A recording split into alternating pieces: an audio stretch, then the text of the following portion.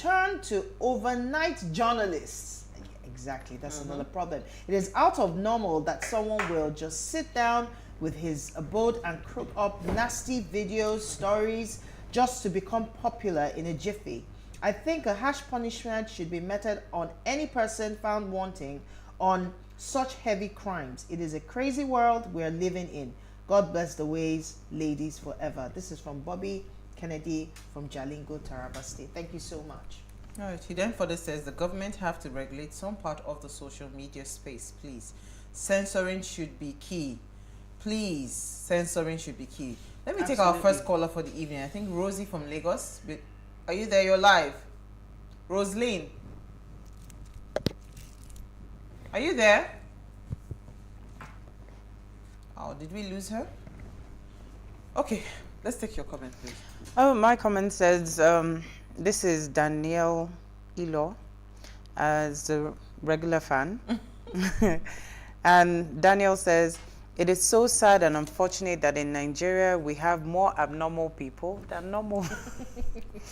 People just make themselves available to be used by the devil and end up doing some ridiculous and mad things.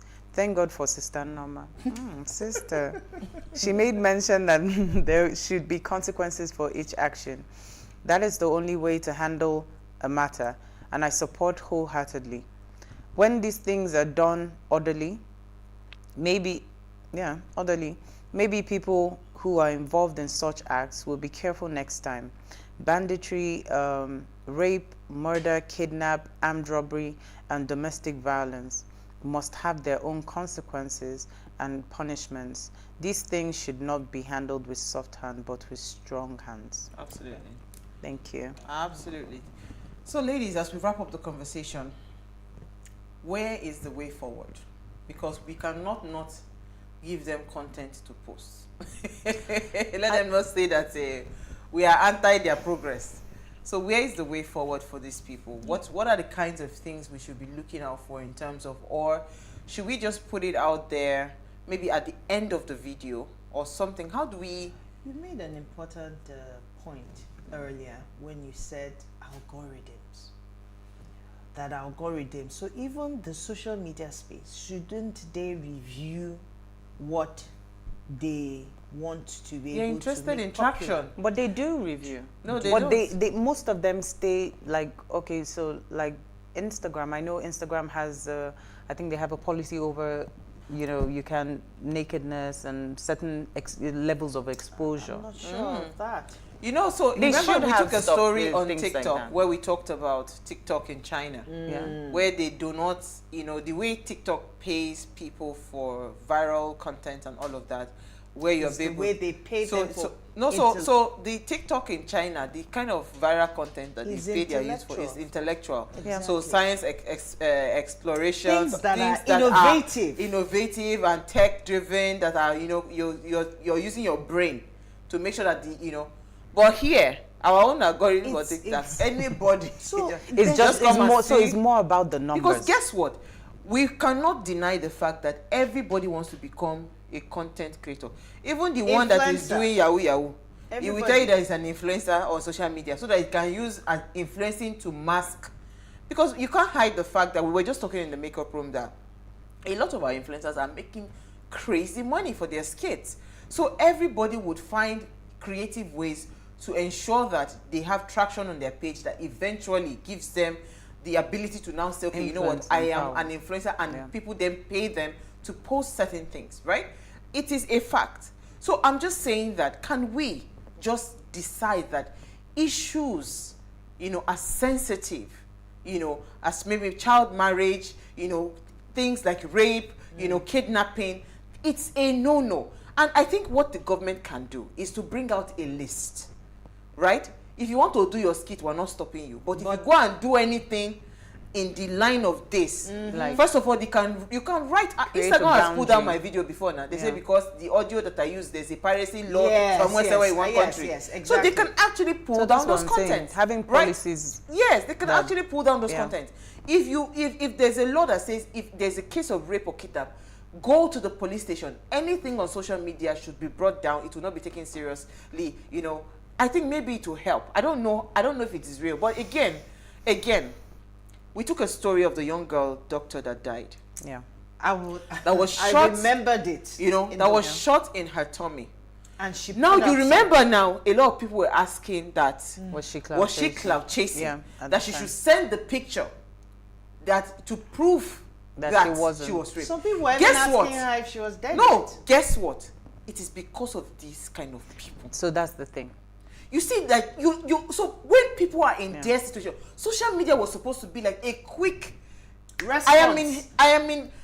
I am dying. You know, a number of people have help been me saved, out, actually, and a lot of people have been saved by that. Yeah.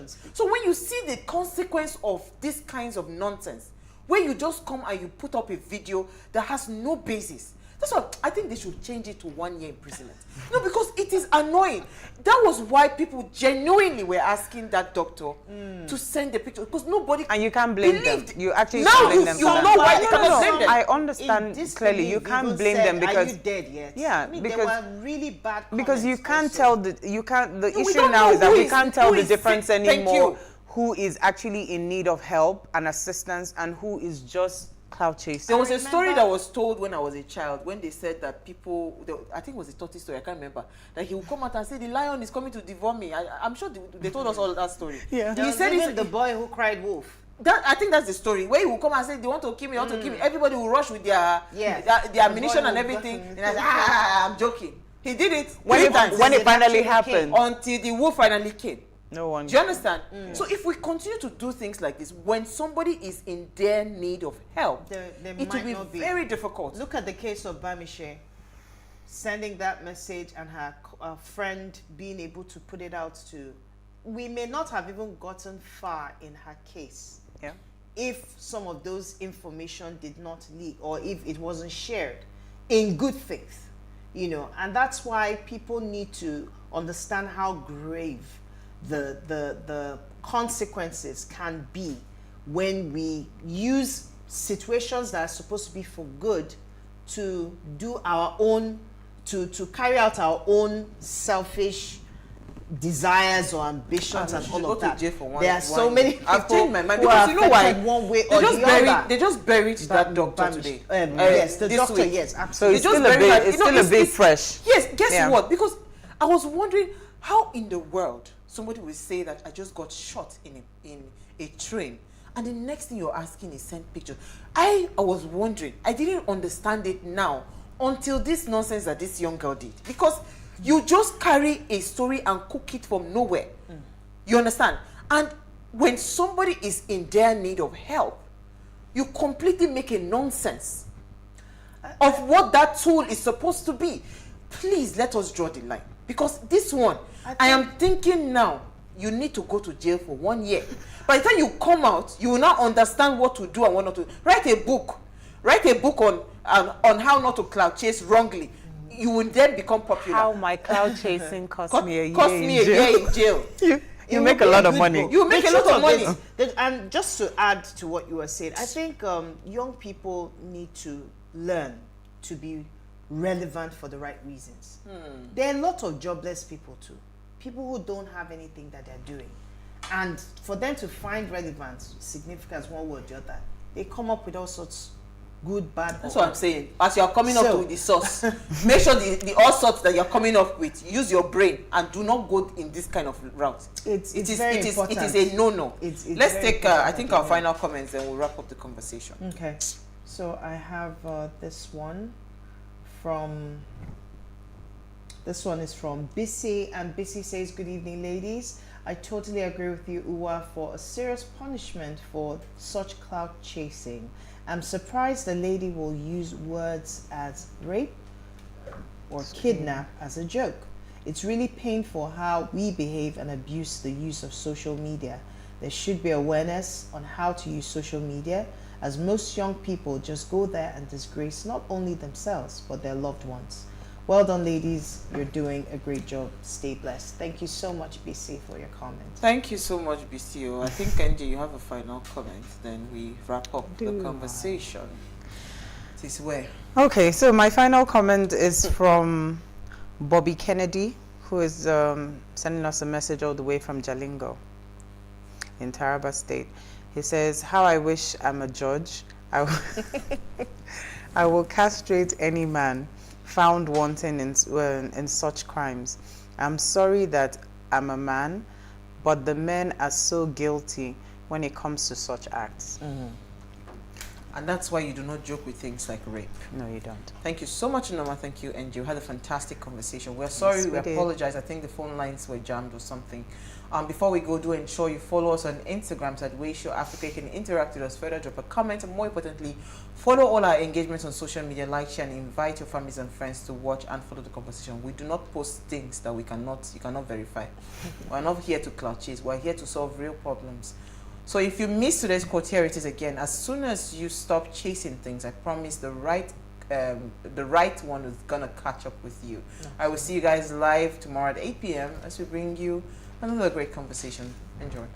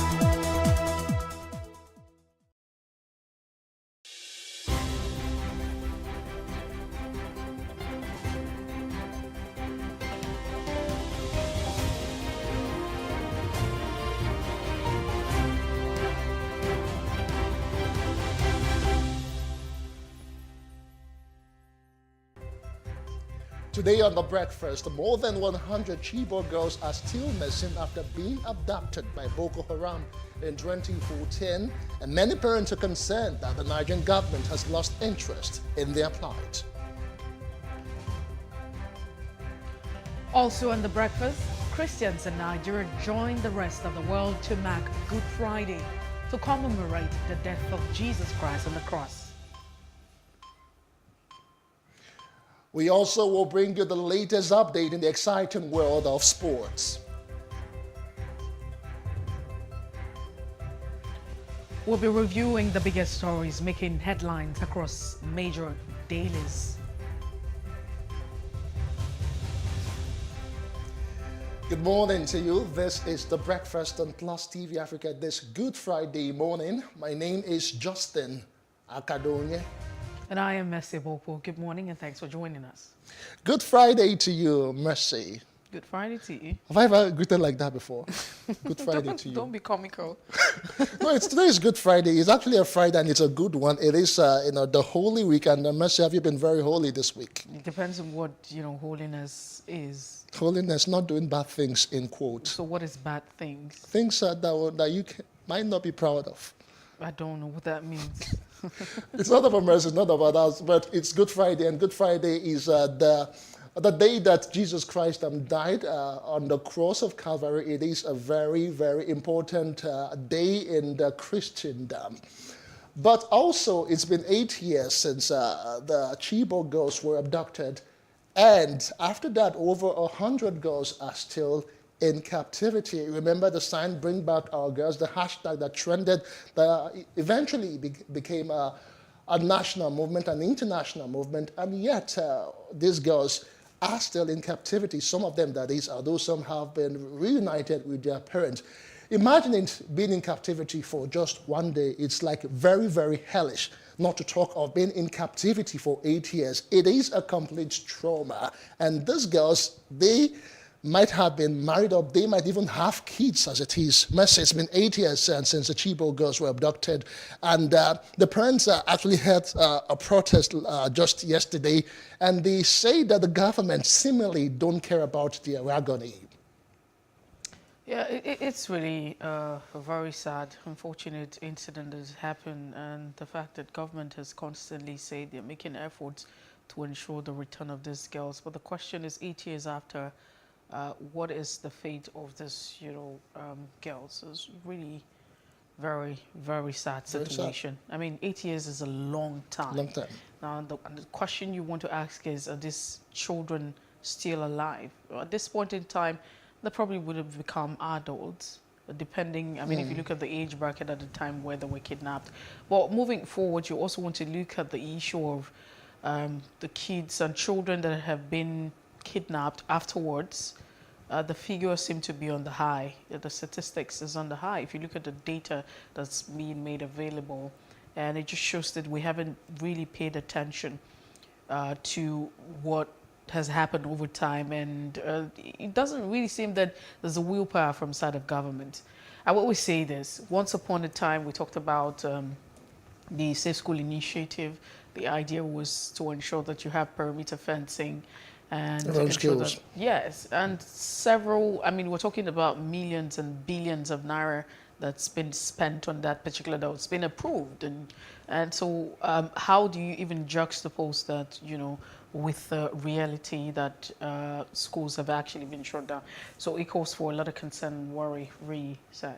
It is really a very sad one, because I can only imagine, the trauma that the parents, the families, the relatives, friends of these young girls would be going through.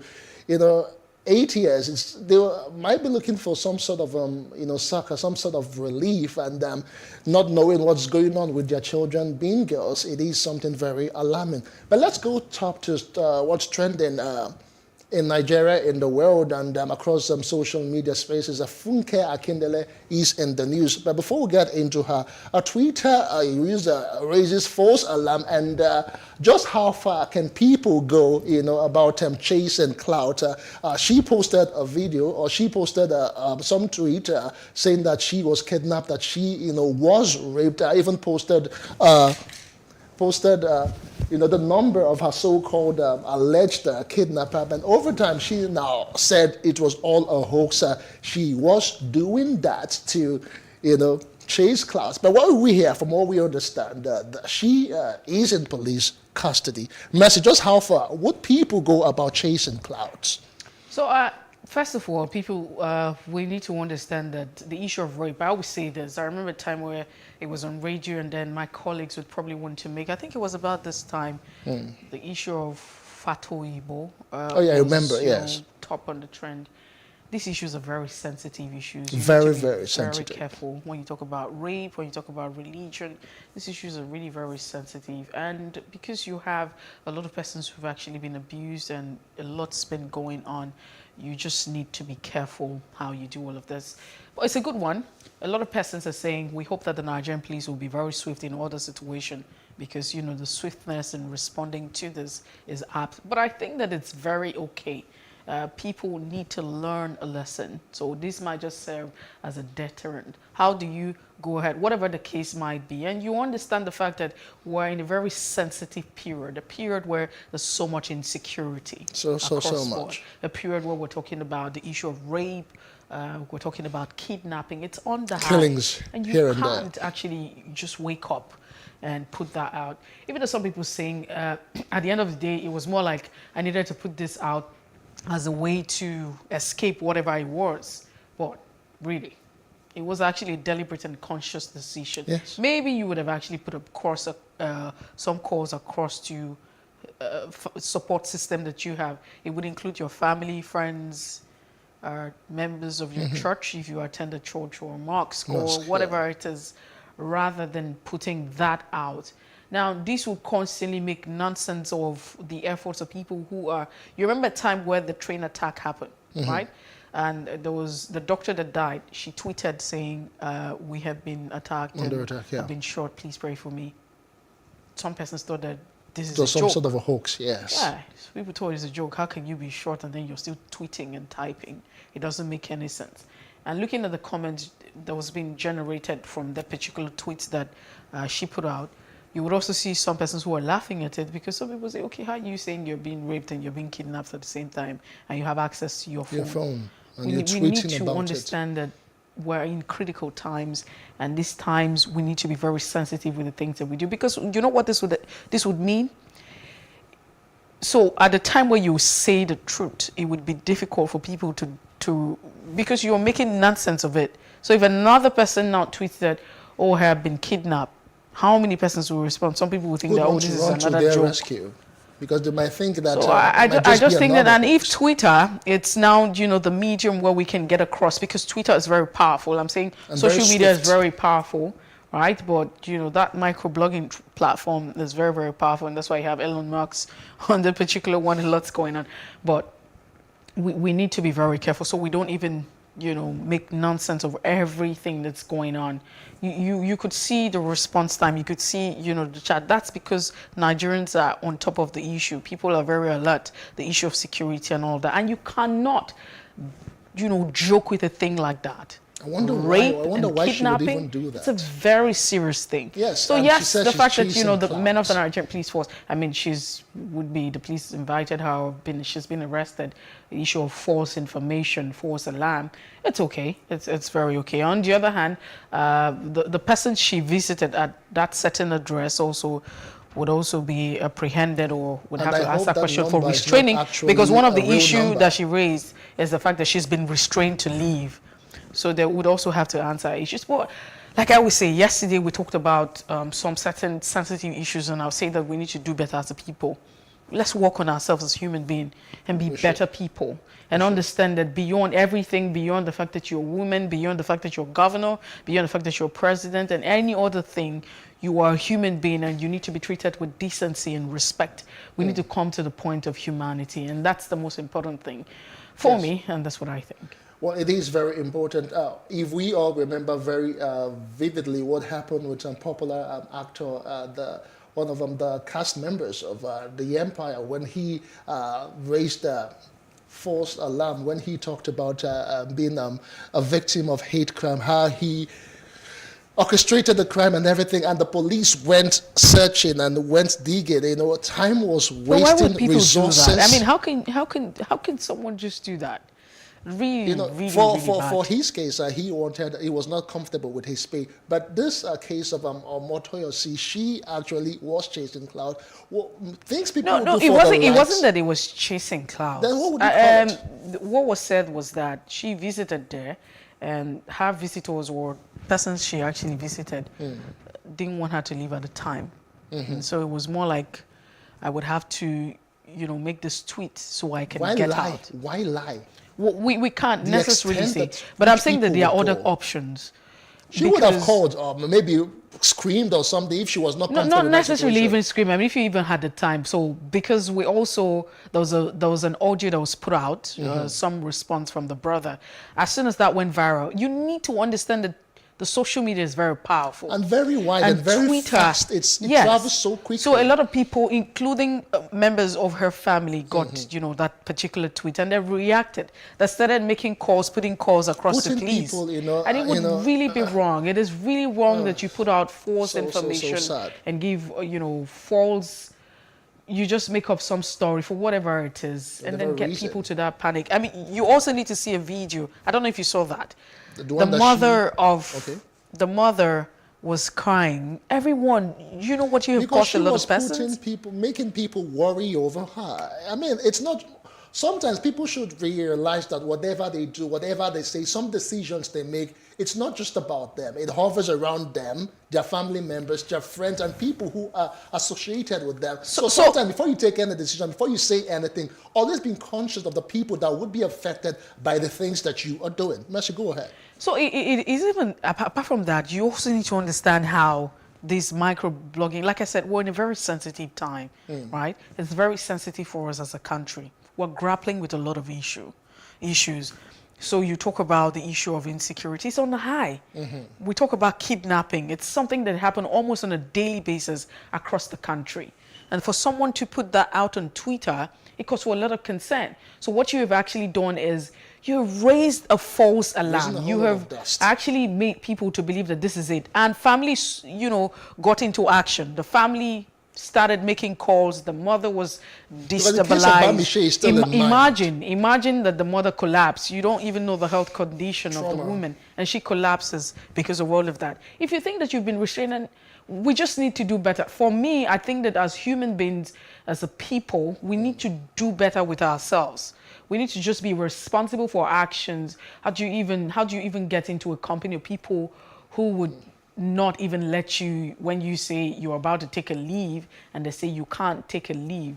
So I mean, we need to do better and not even do that. It doesn't make sense. Now, what would happen if you have someone who is genuinely in trouble or is distressed No, we'll come and to puts the out another tweet again and say, It's just a I have hoax. been Nobody kidnapped, would even someone take you help seriously. me. A lot of persons will just think, oh, this is another, hoax. And no one will really pay attention. No one will come to So, your aid. but at the end of the day, what we're saying is, please, let's be very careful. Let's also be very cautious. Let's be, very conscious as well with our actions and in our actions, because at the end of the day, it trickles down to everyone around us. And we're at the time where we're trying to save our country from all of the things that we're experiencing at the time. And it would not be good. But I'm really proud, I would say, whatever it is she has to face, she has to face it. Let's It's a face good thing it, that the Lagos State Police has actually said, charge okay, of the whole we're going thing. to hold down the account of false information. All right. We're just hoping that, judgment would actually be fair. Whatever punishment will be meted out will be fair. All right, let's move on. Funke Akindele, or Funke Akindele, the husband, the family is in the news. JJ Skills, ex-wife or alleged ex-wife posted a video warning the actor's family that if you, in quote, mess with me, I'll also mess with you. She actually posted a picture rather, of the family of Funke Akindele with the twins. For a while, she has not revealed the identity or the faces of her children, but someone went ahead to post a picture she had come out on social media not too long ago in an interview to explain why she, is actually keeping the identity of her children private. She says she is in the news and a whole lot is seen and known about her, but her children are just children and they are entitled to their privacy. And when they eventually grow up and would want to say or show or reveal themselves, it is left for them. But after that interview, from what we've seen so far, the husband's ex posted a picture of the family, she, the husband, and the twins, after what happened between the son, who lived with them for about 2 years, claiming that what we see on social media is not exactly what is happening with the family. He went on to allege that the marriage is about, hitting the rock. So it's a lot. Some people will say, why are we having this particular trend? If you notice right now, there's a lot that's been brought to the fore. So you have a family. I mean, there might just be someone anywhere, random persons or individuals. You just have people anywhere. But at the end of the day, boom, you have information that you are not supposed to have. Prior to this time, nobody knows about anybody's story and anybody's struggle because we understand that life is not perfect.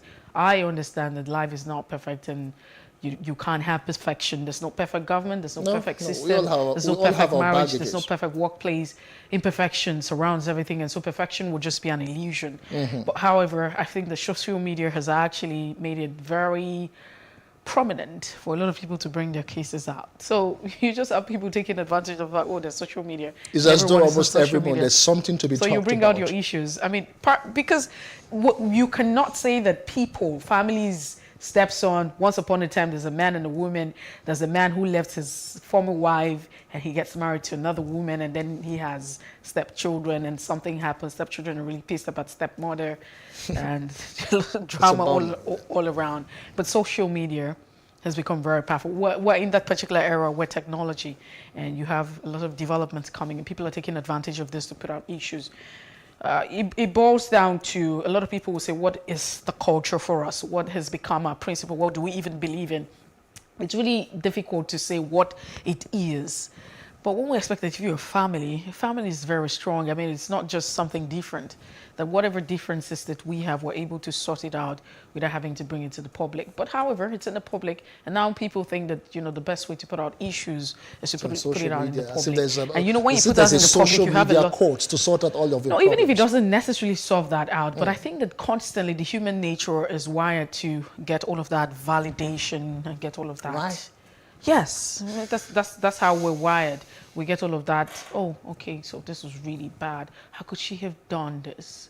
The validation that we constantly have been wired to want to receive is what we're pushing out. So because you probably may not have people support you, maybe members of your family support the action and different spaces. And then we think that we have a space where we can express ourselves. And then we get people who would say, oh, this was really wrong. And then you get all of the support, you get all of the likes, and you get people, tilting towards your side and supporting you.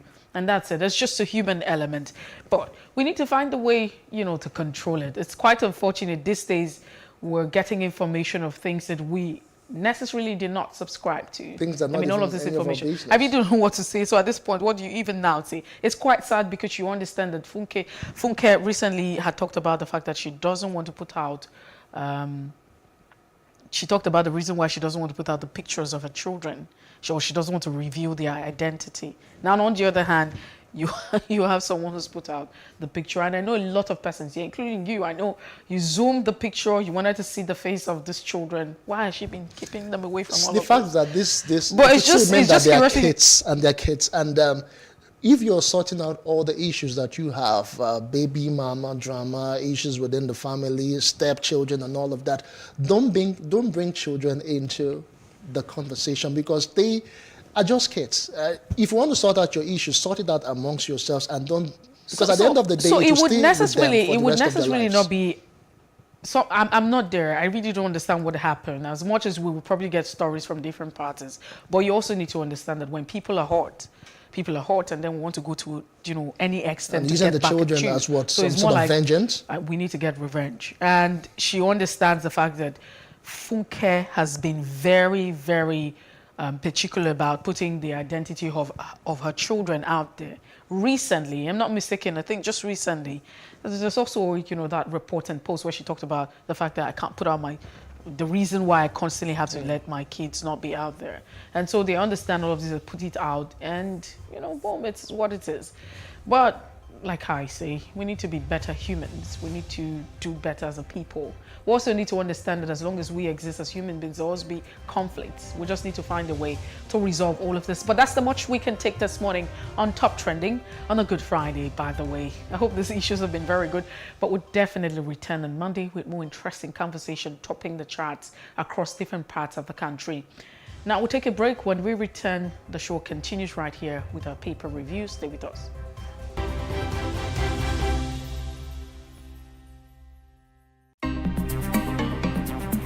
Life can be fun and rewarding, but it also comes with some risk. As in business, you win some, you lose some. And that's why you need to be wise in the choices you make. It's like placing a bet. Again, you need to be wise.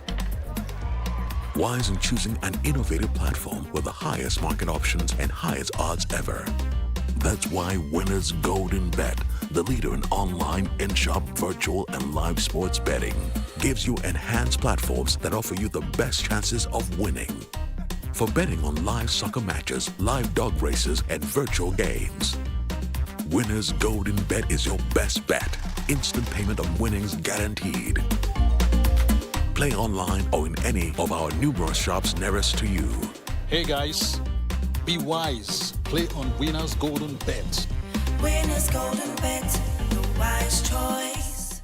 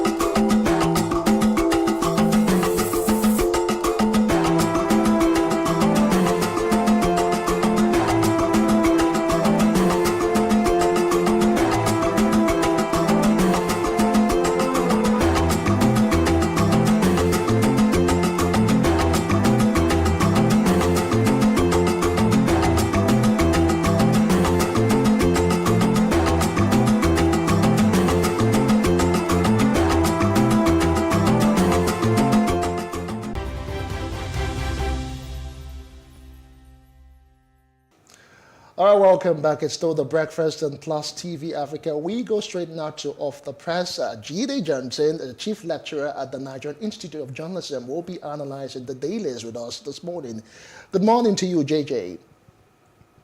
Good morning, Justin, and good morning to Mercy. It's the season of mercy. You find mercy. All right, Mercy, you have the first paper. All right, let's take a look at the Nigerian Tribune this morning.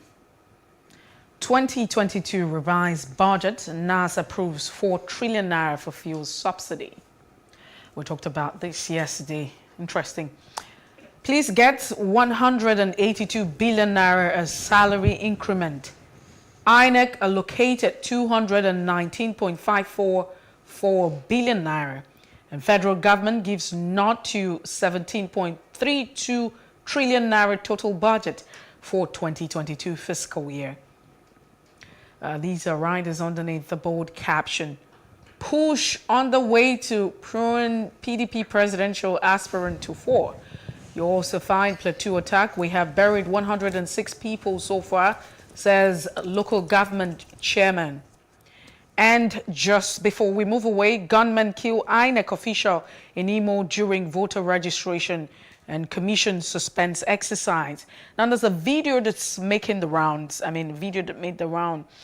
If you go on Twitter, you see that video where some armed men went to a registration center where people were collecting their PVC, and it was really, really a sad, sight to behold.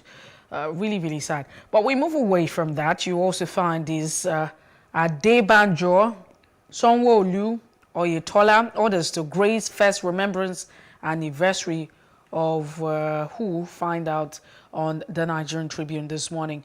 Federal government may conduct census April next year. It's interesting.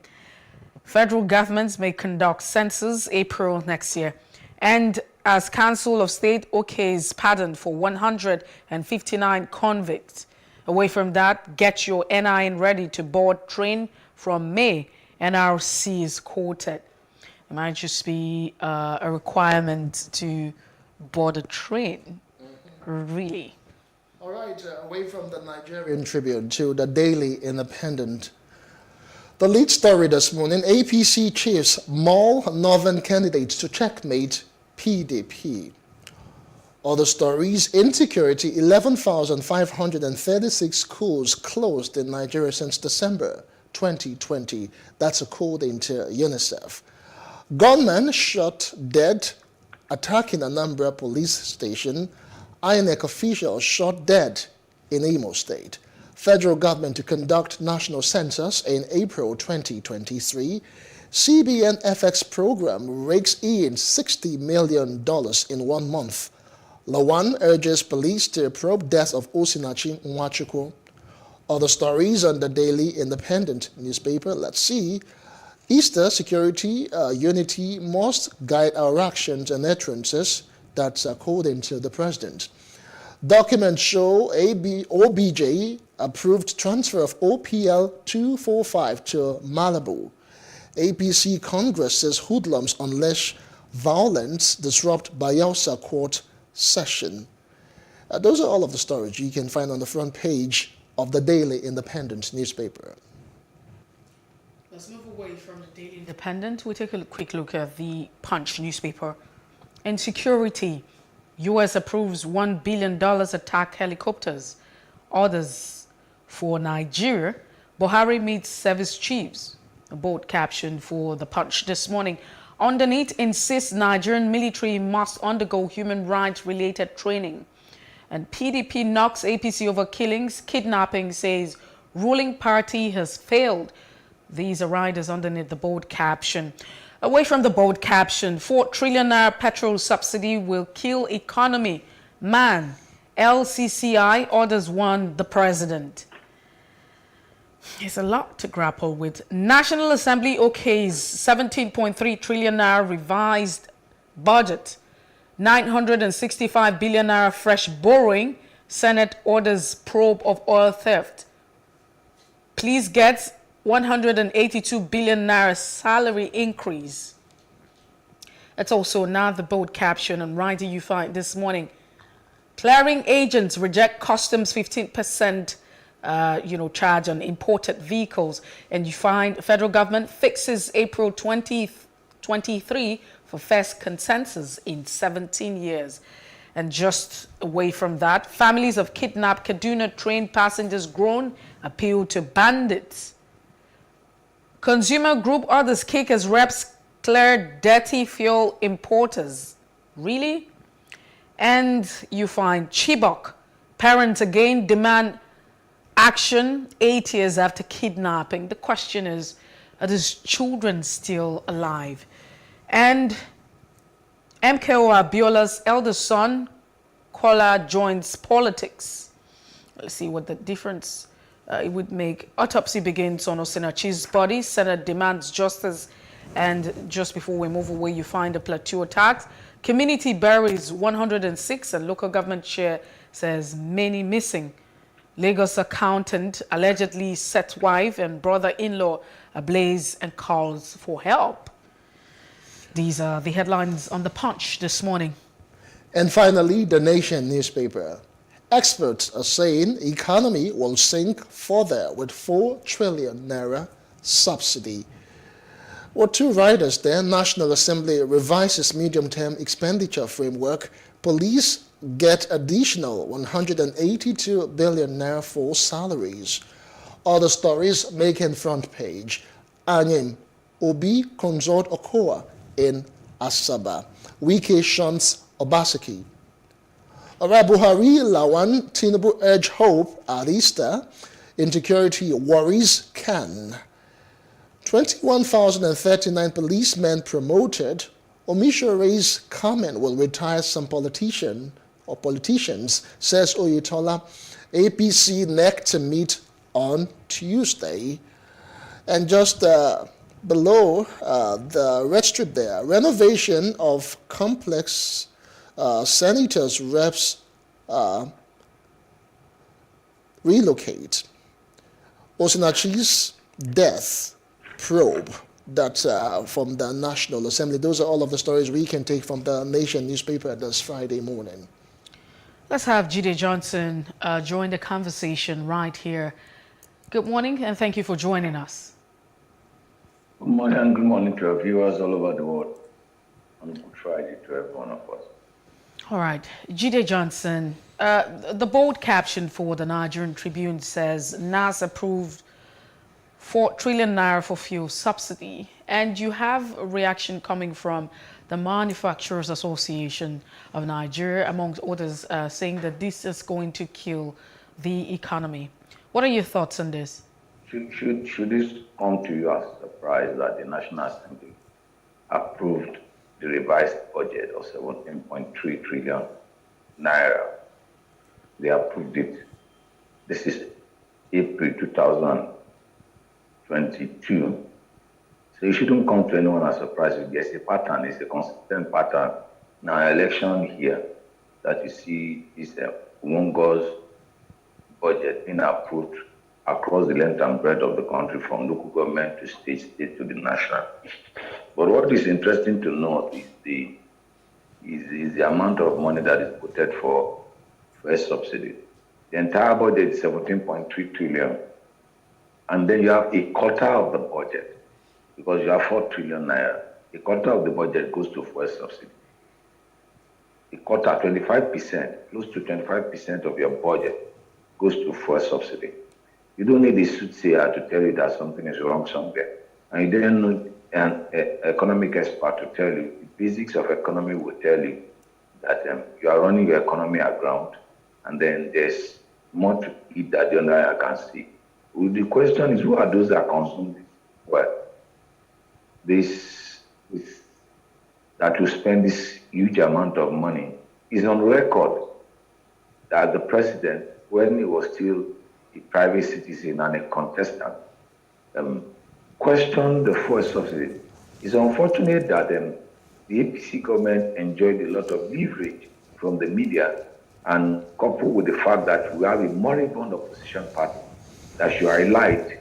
Well, for me, there are no opposition party. They are just two sides of the same coin, because you see them cause carpeting. Among the political class, it's just an interest.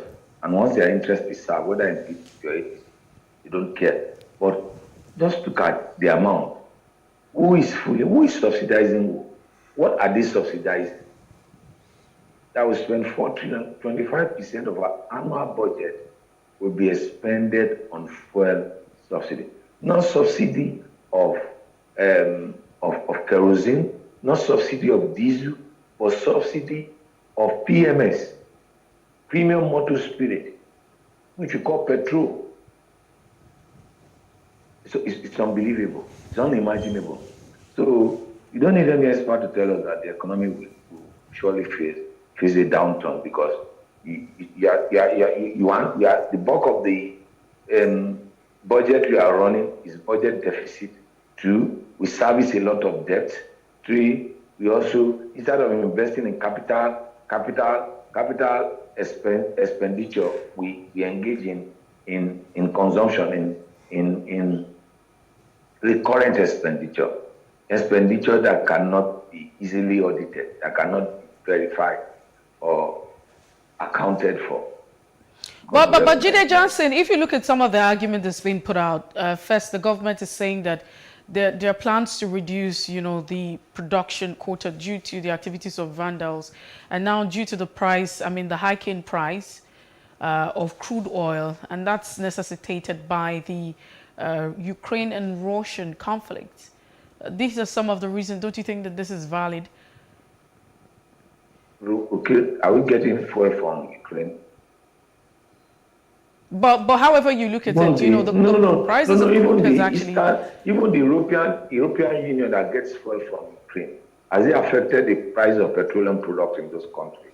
No, it's lazy economics too. It's incompetence, and three, it's just an excuse of those that are making money out of the fortunes of Nigeria, misfortunes of Nigerians that are giving that Ukraine crisis has always been there. In actual sense, when there is a crisis in the oil market, it pays you as a country, because our own type of crude oil, Bonny Light, is one of the most sought after globally. So we are making more money from you are earning more foreign exchange from it. You see, Messi, I don't want, the more you talk about this, the more you feel, I don't want this. You see this issue of fuel subsidy, only God knows what is happening. All right, JJ, let's move on. The Daily Independent, its main story there, this one is APC chiefs maul Northern candidate to checkmate PDP. But I'll leave that for a bit. Let me take one issue that is bugging me, which is that of insecurity, education, kidnapping, and all of that, school security and all. 11,536 schools closed in December in Nigeria, rather, since December 2020. That's according to the United Nations Children's Fund, UNICEF. What are your thoughts as regards that, Jide? Add that to the COVID disruption. Add that to ASU strike, and then look at what will happen to the Nigerian economy in 5 years, in 10 years, in 20 years' time. The implication of closing down school does not only have immediate consequences, it also has future implications, because what is the quality of manpower that we'll get in the next 5, 10, 20 years? That's just the implication. That's the implication of this closure of schools. And it's unfortunate that we reward failure in Nigeria, because some ministers ought not to be in government again, with respect to how they have handled the educational sector and the labor sector. Because how can a nation open its eyes to see that those number of schools are closed, and then ASU is on strike, and then there's no end in sight with respect to how to resolve that? Education is the key to transformation. Transformation of any nation comes from innovation, and innovation is a product of learning, inspiration, and instruction. Now you have denied people that opportunity. Then how do you intend to grow your economy? How do you intend to grow your society? Because there's a template, there's a plan that those that are in primary school this year, in 5, 6 years, they will be in secondary school. In 10 years, they will have graduated. They will contribute to the economy of the nation. But you have truncated that process with school being closed, and nobody is batting an eyelid, and nobody is resigning, and nobody is called to question. Rather, you have them displaying some measure of it's unfortunate, and I'm not mincing my words. It's unfortunate that the character that we have had as in Ministry of Education, as head of Ministry of Education and head of the Ministry of Labor, have shown some measure of arrogance that is not required for for public service and that is not required for the commonwealth and the common good of Nigerians. It's unfortunate. Okay, so another one that's very troubling as we inch closer to 2023. It's the election, and on the Nigerian Tribune, you have gunmen kill INEC official in Imo during voter registration. Commission suspends exercise. Now, prior to this time, I had mentioned the attack. I mean, looking at the video that's actually gone viral, it was also being promoted by a sister station. PVC registration collection center was being attacked. This is what's happening. What should we anticipate looking at 2023? Because there's been a lot of concern about, security and the 2023 general elections or the elections. The issue of attack in Imo State is nothing new. It's nothing new. Attacking INEC infrastructure in Imo State. You will recall before the election in Anambra State, the critical sensitive documents were housed in Imo State. And we have a situation whereby INEC offices were set ablaze. Some of the critical sensitive materials that are required were set ablaze. And you ask yourself, are these people ghosts? Are they ghosts? Can they be traced? Can they be located? What has happened to our intelligence community? What has happened to our intelligence gathering? What has happened to our security architecture at the state level? That it has become easy for people to commit wanton destruction of property, arson, and then this itself, you see, anyone that tries to thwart the democratic process is planning a coup. Is planning a coup. Is any attempt. It is not the use of gun to seize a radio station and announce the change of government. That is a coup. Any attempt for you to thwart the democratic process is sedition. It's a coup. And not even a single security head has been fired. Not single one. Not police commissioner, not DPO, not area commander, not state DSS director. Look at the catalog of crises you have had with respect to INEC offices and its infrastructure. In Imo State, for example, not to talk of Anambra State.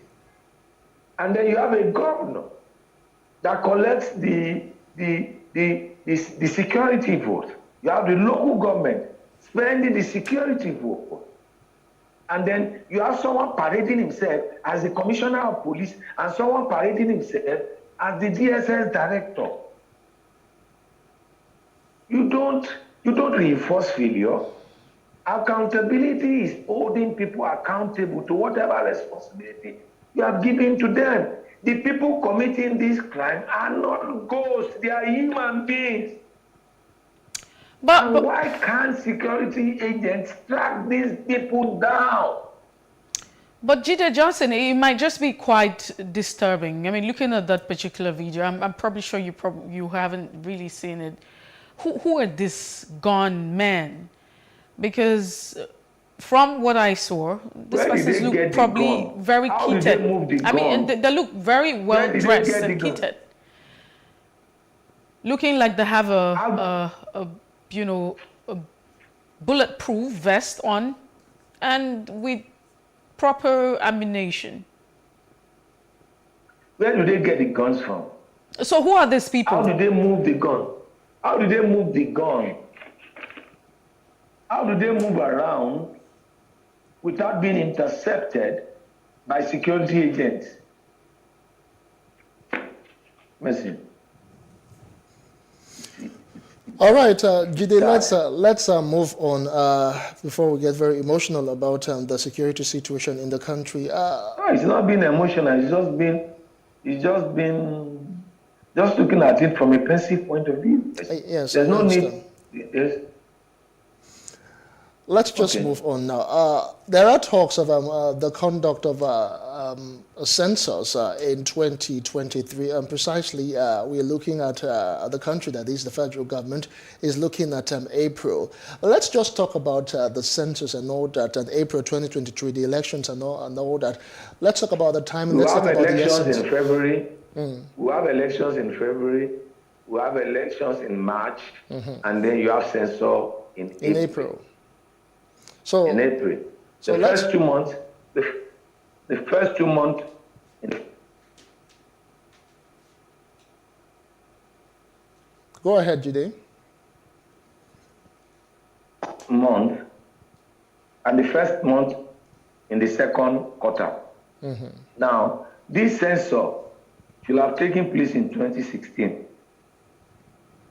Should have taken place because the last census we had was in 2006, and we are meant to have census every 10 years. Now, 2016 to date, there are no windows or opportunities other than for us to fix the census in an election year. And then we'll go on national holiday in February because of the election. We go on national holiday in March because of election, and then we go on at least a minimum of 1 week holiday because of census in April, and then you hand over power in May. They've approved it, there's nothing anybody can do, but one thing you just wonder is that what is the strategic thinking behind some of the decision making? What informs the way we go about coming about with policy statement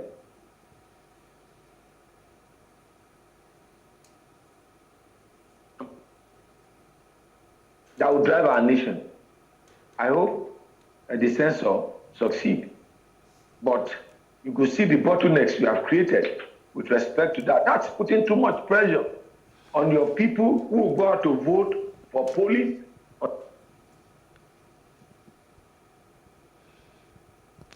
Again, for the census.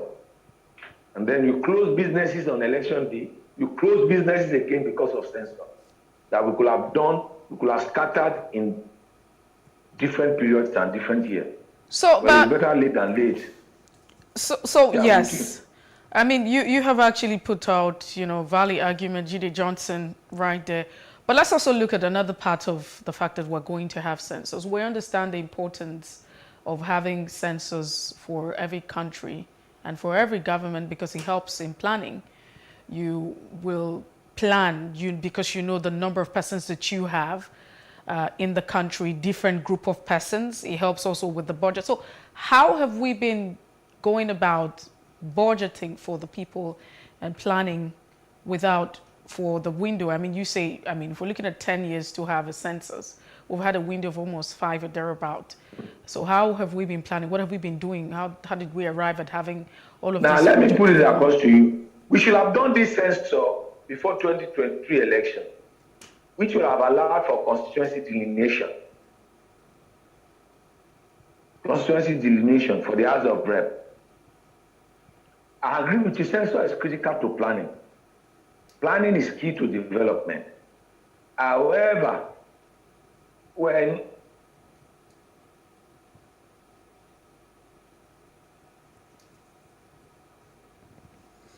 you are planning, plan does not. All right, we seem to be having a disconnect with Jide Johnson. All right. Well, he has, like you said, he has raised some very valid points concerning, 2022. We have so much to do in 2023. There'll be so many holidays, like he has said, with the elections holding at that time. And when you do censuses, people are advised to stay at home. There's no work for quite some time. People are asked, those who want to travel to their state, they have this window and time frame to do all of that. And because of that, there'll be so much time, there'll be so much time loss. And I wonder how that would actually keep our economies. But we understand that we have Jide Johnson back. Jide Johnson, are you still there? So it's about the timing. A plan does not guarantee you success. A well-executed plan is what guarantees you success. But if you understand what you're going to be dealing with, then it makes it possible. So do we even know the number of children that are born into this country every day? Do we know, how do we even plan? If we look at the budget that's been allocated to educational sector, do we know the number of persons that we have? I'm just saying, as much as planning does not necessitate success, but we also need to understand that you can't take away planning. And so government that has not been planning for the past 5 years, what have there been? How have there been working with the policies and actions? You have an administration that is at the twilight of its administration, a month to the end of the administration. A month to the end of the administration. That's when the administration is conducting census. The census will be conducted in April. Power will be handed over in May 29. By the time the new administration comes in, that's when the provisional result of the census will be coming out. What we are saying in effect is very, very simple. Census is key, is important. In actual sense, number is so important that in the Jewish tradition, God gave a particular book, the book of Numbers. Numbers is important. It's important for us to have accurate data of the number of people we have in Nigeria, and accurate data of the various demographic attributes of our population. It's important. However, the timing is critical. Look at what the 2023 budget, as 2022 budget has made provisions for, and what 2023 budget will make provisions for. Now look at the INEC budget, 219.54 billion for INEC. They should share this money to all Nigerians and let us not do any election. 219.5 billion for INEC, 4.4 trillion for petroleum subsidy, and then the national census will come up with. In fact, when you see the budget for the national census, you will be shocked to see the amount of money they will use to enumerate, because that's the term, to enumerate in Nigeria. You will be shocked with what we voted for.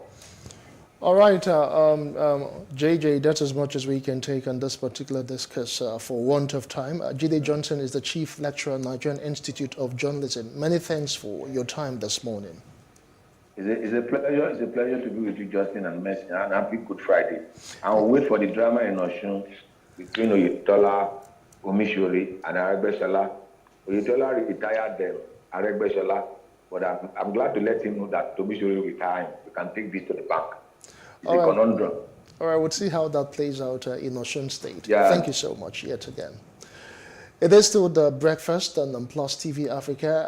Off the Press is off right now. We'll take a break and see what happened this day in history, and we'll come back and talk some more about Bring Back Our Girls, Easter, and a whole lot to expect on the show today. Stay with us.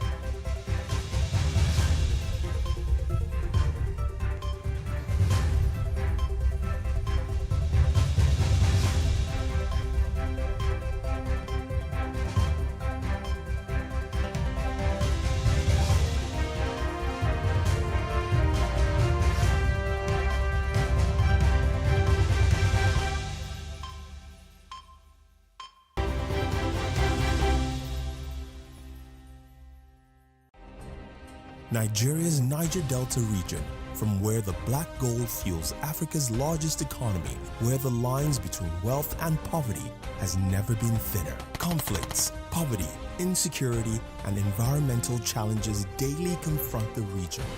How can the Niger Delta story be changed for the better? Join Mamude Akuga at 9 p.m. every Friday evening on PlusTvAfrica as he probes deep in search of solutions. Inside the Niger Delta with Mamude Akuga, the authentic voice of Nigeria's oil-rich region.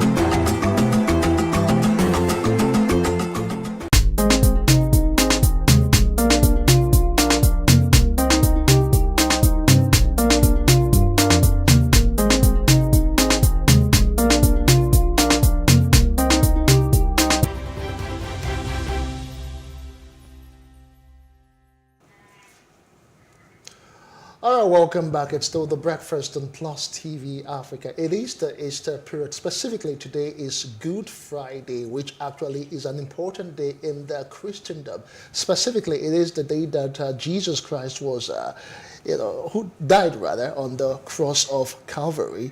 And what's the essence? What's the importance of that particular day to the lives of Christians and, of course, Nigerians generally? We have a pastor who will be joining us now to talk more about that. Let us make welcome Pastor Femi Ogunso. He is of the Chapel of Transformation, Transfiguration. Thanks for joining us this morning on the breakfast. It's a pleasure to be here. Let's just dive straight into it. Good Friday, Holy Week, Holy Friday. What's the essence of this particular day? Okay, the Good Friday is actually very important for Christians because of what happened in the Garden of Eden when Adam sinned against God. And the Bible says that without the shedding of blood, there is no remission of sin. And so blood, a perfect blood has to be shed to remit for the sin that man committed through Adam. And so Jesus came to die for us so that we that were once the enemy of God can actually become a friend of God. And that's the whole essence of the Good Friday. So basically, the blood has to be spilled. And you said something about an important blood. So it's not just about any blood, because before now, when you talk about making sacrifices, lambs, sheep are being slaughtered, and the blood is used for, the sacrifice. So this particular one is a human sacrifice, or specifically, how do you explain it? Okay, now what really happened is that what used to happen in the Old Testament when the blood of animal and bulls were being used, the Bible said they were a shadow of things to come. But the real blood that can really atone for the sin of mankind is the blood of Jesus Christ, who happened to be the Son of God. So Jesus actually came to this world to die for us. The Bible said that for God so loved the world that he gave his only begotten Son. So God gave his Son to shed his blood so that man can be redeemed from sin. All right. So let's progress further and look at the significance of this day. What does this really mean? We know that on this day, a lot of people are going to be mounting the Good Friday. It's a Good Friday, but narrowing it down to Christianity and those who are followers of Christ, what does this really mean? Okay, now, as I said before, that the whole essence of the death of Jesus is to reconcile us from being the enemy of God to becoming the friend of God. And the death is as important as the resurrection. Why did they reconcile us back to God? We receive life through his resurrection. So both the death and the resurrection of Jesus Christ are really very important to us as Christians. Coincidentally, you are with the Chapel of Transfiguration, and at this particular time of the Christian calendar, they talk about Transfiguration of Christ. Can you break it down for us? Okay. Now, there are a lot of practices in the Orthodox churches that are not really being practiced in the Pentecostal. Like, okay, when you hear about the Palm Sunday, it's very common in the Orthodox setting. But in the Pentecostal, we don't practice it because you don't really see Palm Sunday being written in the Bible. It was just when Jesus wanted to enter into Jerusalem and people were shouting Hosanna, and then some people now brought some like a festival out of it and they celebrate it before Easter. You understand? But the significance of the month of Transfiguration is Jesus appearing on the mount with some other. Moses came along, Elijah was also there, and they were transfigured, and he took 3 of his disciples there, you understand? And that so shows us the essence of grace, the law, and the prophet. Because Jesus represents grace, Elijah represents the prophet, while Moses represents the law. And so that was the whole essence of what happened on the month of Transfiguration. Also, you talked about Easter being significant because it makes a man who used to be an enemy of Christ now to be a friend with God. Yeah. But in all of this right now, it's been years since Jesus died on the cross of Calvary, and man has been reconciled to God. Yeah. But why would you say that after all of this death and his resurrection, that we still have a whole lot of wickedness and evil going on around the world? Okay, now let me say something. For the world to change, the world must embrace Christ. Because the reason why Jesus came is to change the world. You understand? But we have to accept Christ as our Lord and our Savior before we can really experience the transformation we are talking about. But the truth is that even in the church, you still see a lot of wickedness in the church today. But these things are not just happening. It's not peculiar to now. If you look at Jude chapter 1, verse 4, the Bible, let me just read it for you quickly. It says that, okay, I say this because some ungodly people have wormed their ways into the church, saying that God's marvelous grace allows us to live immoral life. Now, that was over 2,000 years ago. The Bible was talking about wicked people moving into the church, telling people that the grace of God allows us to live immoral life. So this wickedness has always been in the church. You have good people, you have bad people in this church. And it's going to continue like that until Christ comes. You understand? It's not possible for you to have everybody in the church perfect. Because the Bible said that some wicked people will move into the church and they will be telling us that the grace of God allowed them to live immoral life. So It's not new. So one would begin to understand, because there's been a lot of query and question as regards, I'll stay with the church now, Christian, because it's a Good Friday. And if you move around this vicinity, you see that there are churches almost everywhere as you move. And for those who believe in Jesus Christ and those who believe in the Bible, you will know that Jesus was never really associated with anything evil. I mean, every time and everywhere he went, it's recorded that he was doing good. Yeah. And so one would expect that those who are part of Christendom and those who attend church, there should be the lifestyle, you know, it should trickle down. It's exemplified by Christ. It should transform, because if you see the, I mean, of course, you know, you don't live in space. You live in Nigeria, you live in Lagos, and you see the happenings. So you constantly ask yourself, who are the persons committing all of this evil, perpetuating this evil and behaving in this act? If we have more churches, should it not translate to having more lives changed? Now, Jesus said that if I come, will I still find faith in the world? Meaning that as we are moving toward the end times, you are going to start seeing a lot more of atrocity, even in the body of Christ, than they used to see before. Now, the truth is that we have people that are genuine Christian, and they are living a good life. But that does not to say that we don't have many people that are in the church that are not living right. So the question is not attending the church. The question is having that experience. A lot of people don't have that experience. Many people claim that they are born again. The Bible says that if any man is in Christ, a new creature, all things are passed away, all things have become new. But how many people truly have this experience? Now, the pastor can only preach to you. The pastor cannot force you to live the life that is written in the Bible. And that's the reality we have in our community today. When I got born again 37 years ago, being born again was not in vogue. In fact, people used to laugh at us. They persecute us. Today, nobody is persecuting anybody for becoming a Christian. It has become fashionable today to be a born-again Christian. So it's not like it was in the past before. So it's the reality of the environment, the situation we find ourselves today. The word of God is still being preached. It's just like the parable of the sower. The Bible says that the sower went out to sow. Some fell on good ground, some on rocky ground, some on the way, some among the tongues. The same word affecting the life of somebody positively and not making any impact the life of another person. So it's not about the church, it's about the people. It's not about the message, it's about the people, because you have to make up your mind whether you want to do what the word is saying or not. The Bible says we should not be the hearers of the word alone, but we should be the doers of the word. No, but some people have argued differently just before Justin comes in, because this is our reality. It's a Good Friday, and it's important that we look at these things as we exist in this space. For instance, some people have queried the kind of message that's been put out in the body of Christ, and some people think that this might just also be responsible. The tenets, at the end of the day, if you look at the tenets and what Jesus stood for, it would be the fact that it's just simple. He was about love, and love solves all the problems of the world. Kindness, patience, what have you, you want to go on with that. So could it be that, you know, the body itself, not necessarily because you have, I mean, for instance, you have talked about the Orthodox. You have also talked about the Pentecostal. But all of this, would we say that it's still the body of Christ, or would we say it's a separate body? No. So some people have argued that it is more of the message that's been put out. That's really the reason for, as much as some of the points that you have raised are valid, but this is also another problem why you're having the message of Jesus not being reflected in the world that we live in today. Okay. Now, I'm not actually holding brief for pastors. You understand? Because I'm just saying the word, not necessarily pastors put the word out. Any human system is not perfect.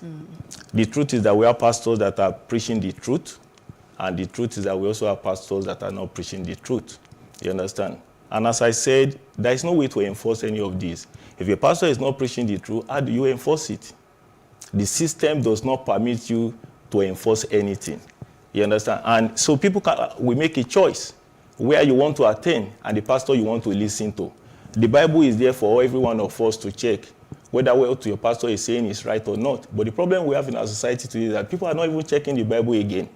Everybody just listens to their pastor, and that becomes the final. But it's like people are, sorry to butt in, it's like people are not really checking the Bible, or maybe they are checking the Bible, but the interpretations they've gotten from people they believe, people they have fellowship with, maybe misconstruing the entire fact, because some would quote some scriptures and there'll be a different interpretation to it. This pastor might bring one meaning to it. Another pastor would say, I will not bring some Greek, Hebrew connotation. At the end of the day, the congregation, the people, of Christ are a bit confused. And that's why I'm talking about the experience. If you really have the experience and if you are born again, meaning you have the Holy Spirit on the inside of you, you should be able to interpret the Bible without the help of a pastor. Now, the Bible talks about the Berean Christian. Now, after the apostle have preached to them, they will go home, cite the scripture, confirm whether what they have taught is true or not. You understand? And that's the way people should be living now. But the stressful thing in our society today, people just listen to their pastor. People are too lazy to read their Bible. People are too lazy to confirm what the pastors are saying on the pulpit. And that's why we find ourselves where we are today. All right, good thing you've said all of that. But let's talk about the true essence of Good Friday, because there are a whole lot of myths concerning this day. Are there specific do's or don'ts, on this Good Friday? We have heard that you're not supposed to, you're supposed to just keep a holy attitude, a holy ambience around you, because it is a holy week. You're not supposed to eat meat, you're not supposed to eat fish, you're not supposed to eat beef. Specifically, I want you to just, break down some of these myths to us. I think all these myths you have just mentioned, none of them are in the Bible. There is nowhere it's written in the Bible that you should not take meat on Good Friday. And Good Friday is a day we appreciate that Jesus gave his life for us, but it's not a day to live holier than the other days. Is there Good Friday in the Bible? Good Friday specifically? No, there was no word Good Friday. Okay. You understand? But we know that Friday was on the day that Jesus was crucified. Okay.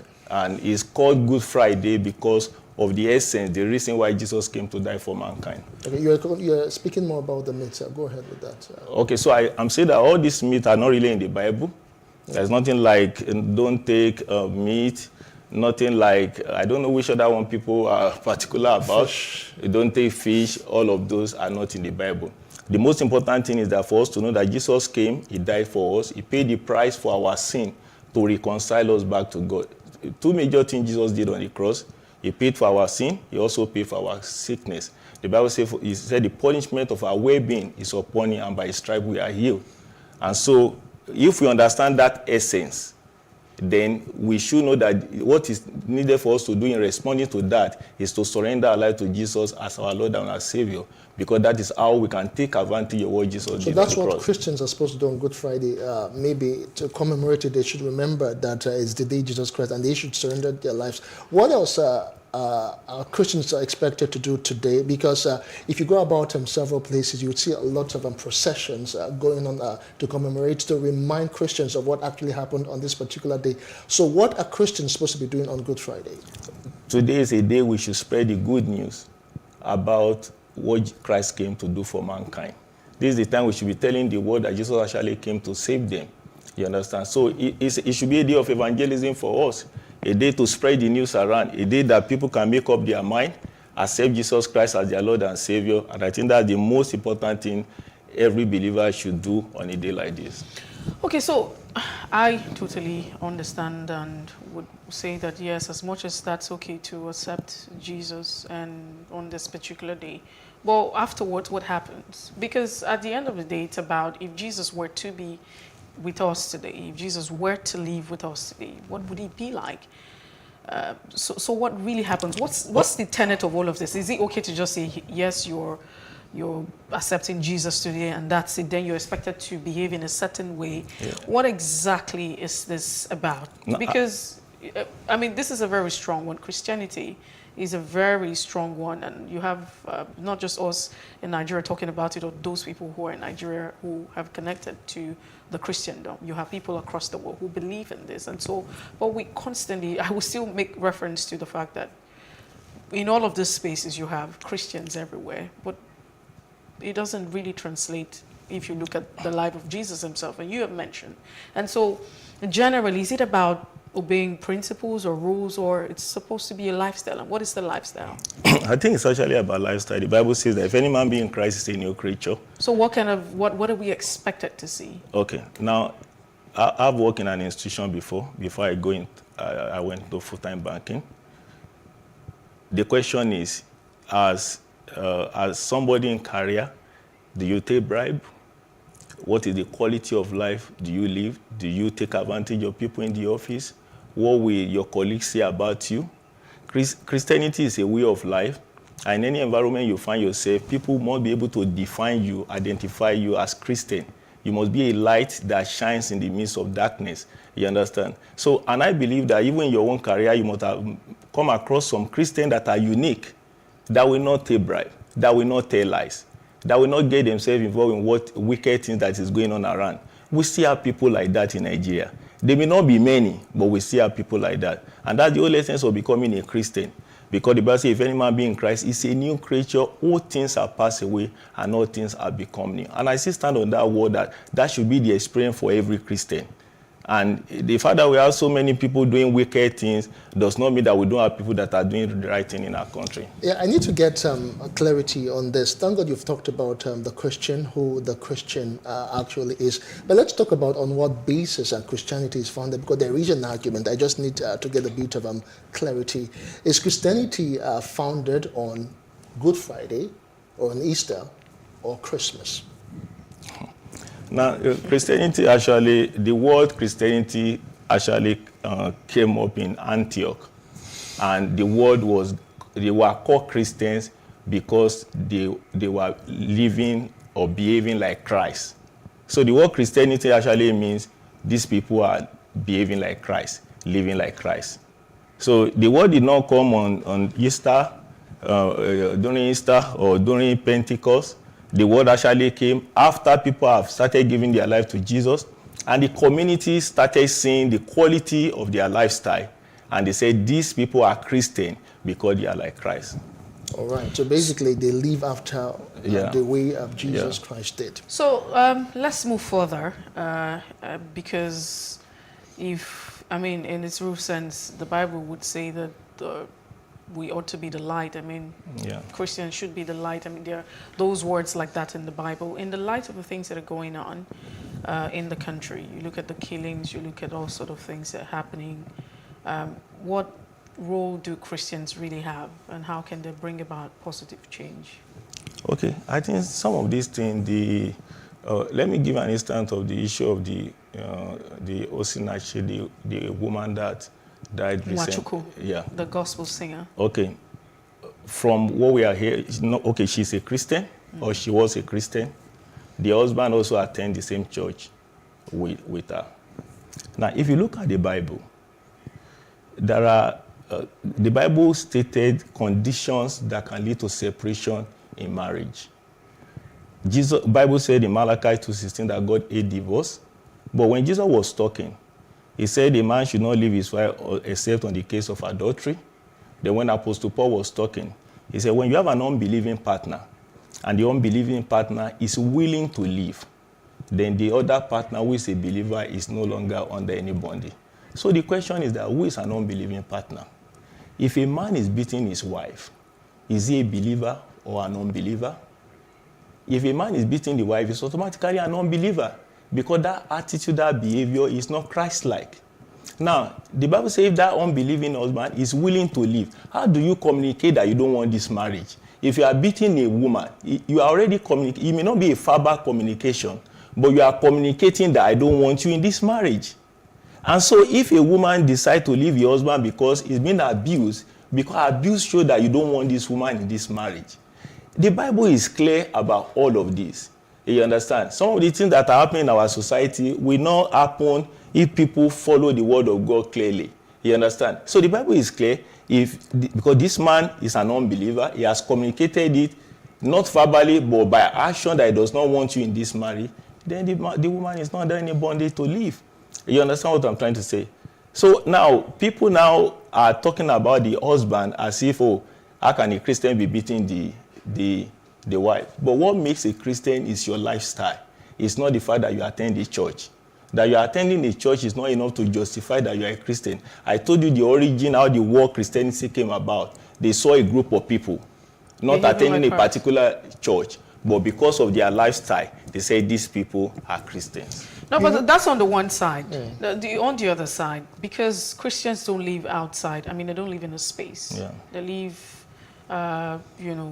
within the same space as every other person. Yeah. So the question now is, in the light of all of the happenings that's going on, you see the corruption, you see the brutality, you see the killings, you see the lyings, you see everything that's going on.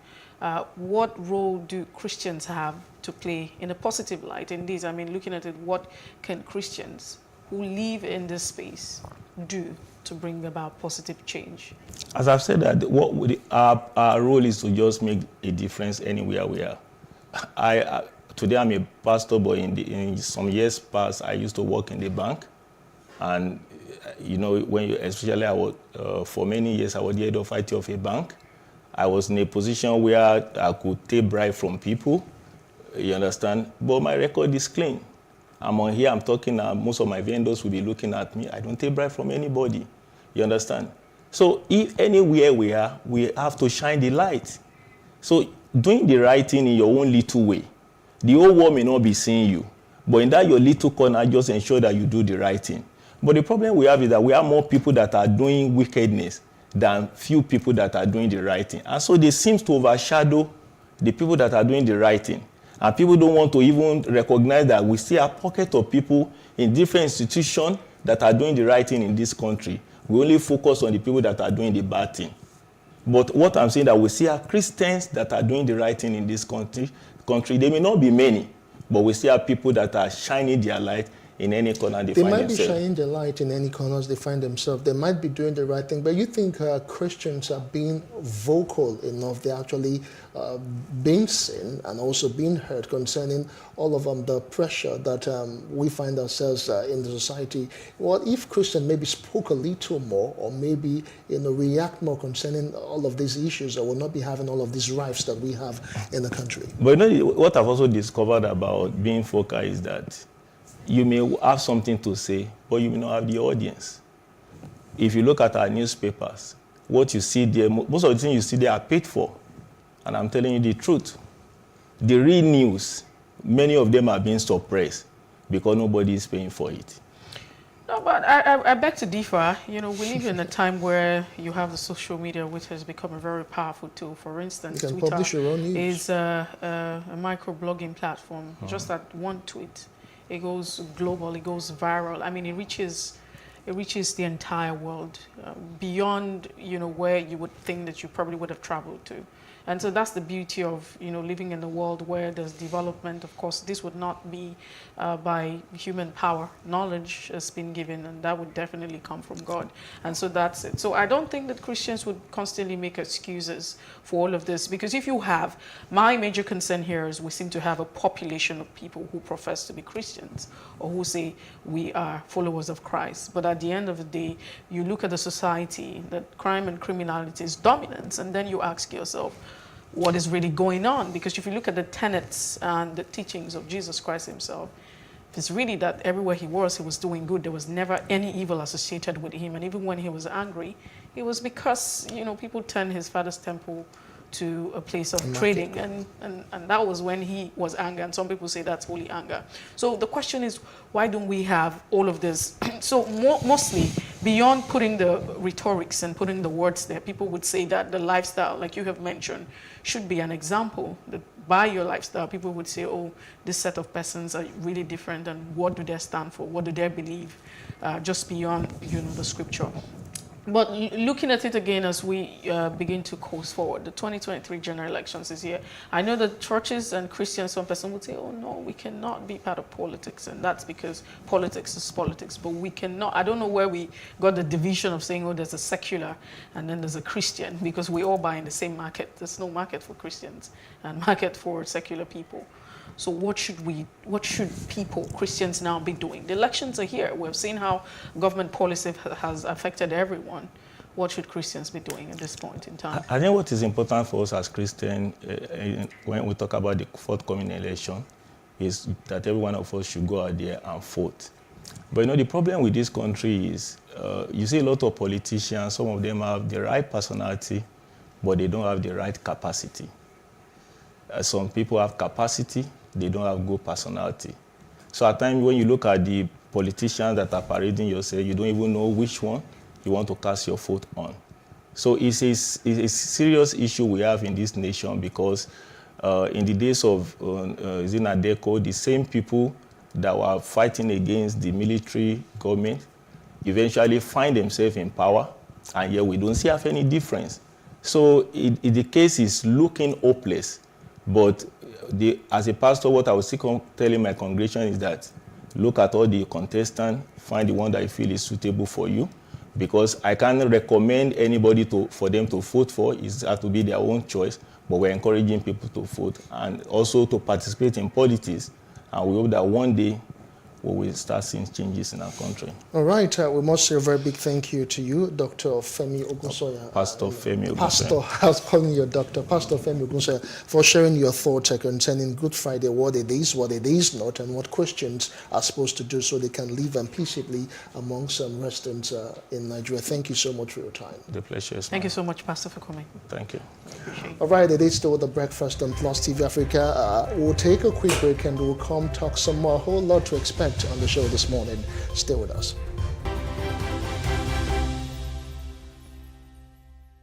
Tenancy agreement. So in a case that the landlord wants to evict the tenant, in a case there's no tenancy agreement, what happens in court? Well, usually what the court will do, or what is expected of the landlord in that situation, is to look at the mode of payment. Number one, it is established there is no controversy as to the fact that the tenant is a tenant of the landlord, whether or not there is a written tenancy agreement. The fact that there is possession, the tenant is in possession of the premises, and he has made some form of payment, which is rent, to the landlord for the use of the premises, that would create a relationship, a tenancy relationship between the landlord and the tenant. Space and Style, 6:30 p.m. on Saturdays and 5:30 p.m. on Wednesdays. Businesses in Africa can be very challenging. In Nigeria, it is particularly intimidating, and successful builders have learned how to navigate a hostile environment to unlock opportunities. But one major challenge businesses face is how to filter through the noise and identify where their ideal customers exist. Get insight and practical steps from industry players and captains of industries. Hear success stories to help you make informed decisions as you scale your business in Nigeria. Watch Business Insights at this time on Plus TV Africa. In raising our kids, parents should stop playing God. The internet is actually using the people. But when you are looking for money to help other people, then it becomes easy. Don't rush into marriage. I always say this. You rush in, you rush out. Family is the bedrock of every society and the essence of life. On Today with John and Helen, we dig deep into family values in every sense of the word. Join us every Saturday at 9:15 a.m. on Plus TV Africa, DSTV channel 408. With you, we play a part in strengthening the values passed from generation to generation.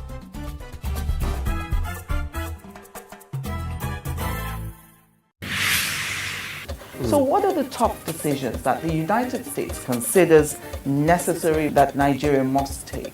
I like to think of my interactions as conversations, not interviews. And that's why I say asking questions is both an art and a science. Everyone says in Islam you are allowed to have 4 wives. Is it mandatory? The right question enables answers that educate, inform, clarify, and help you, the viewer, to better understand the issue before making up your mind. Our goal is to reduce from 10 to 2 days the time it takes to register businesses in Nigeria. Join me every week on this station, Plus TV Africa, and gain exclusive access to my conversations. I'm Angela Ajetumobi. How can we have peace without justice? Plus Politics. It's not just another political conversation, it's about keeping you in the know. The relevant interviews, asking the tough questions to those that matter. Get the answers you need. Does it mean that the people who were injured, people who were shot at, those who were involved in that stampede are not going to get justice? It is unfortunate, it is sad that we have a government of deaf and dumb. Analysis from top experts. The last election was not really an election. We feel that Obasanjo has a very special place in his heart for hating Ijaw people. I think it really boils down to two things. One, trust and accountability. Plus Politics, every weeknight at 7 p.m. on Plus TV Africa.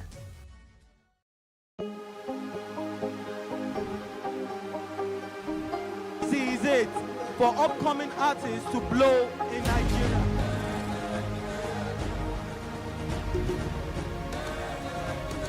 Welcome to Plus Trending.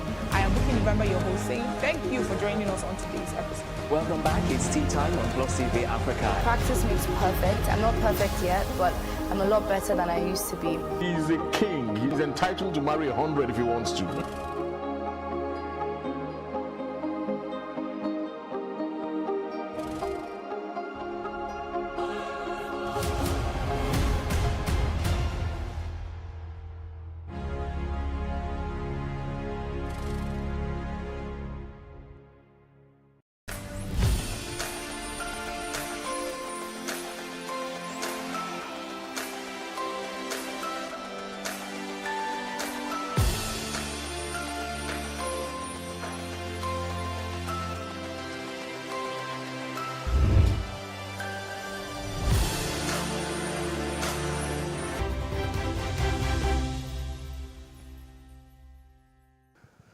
All right, welcome back. It's still The Breakfast on Plus TV Africa. You just watched the conversation we had on Good Friday. It is a good day, but some family members are not actually having a Good Friday. They're not really having a good time because it's been 8 years and their loved ones are still trapped in captivity. We talked about it when we introduced the show. That's Chibok girls. Over 100 of them are still in captivity, and the parents are saying that the government is not showing genuine interest concerning them. It used to be like the major stories. It used to be on board captions across newspapers and television, radio stations. It used to be a very topical issue.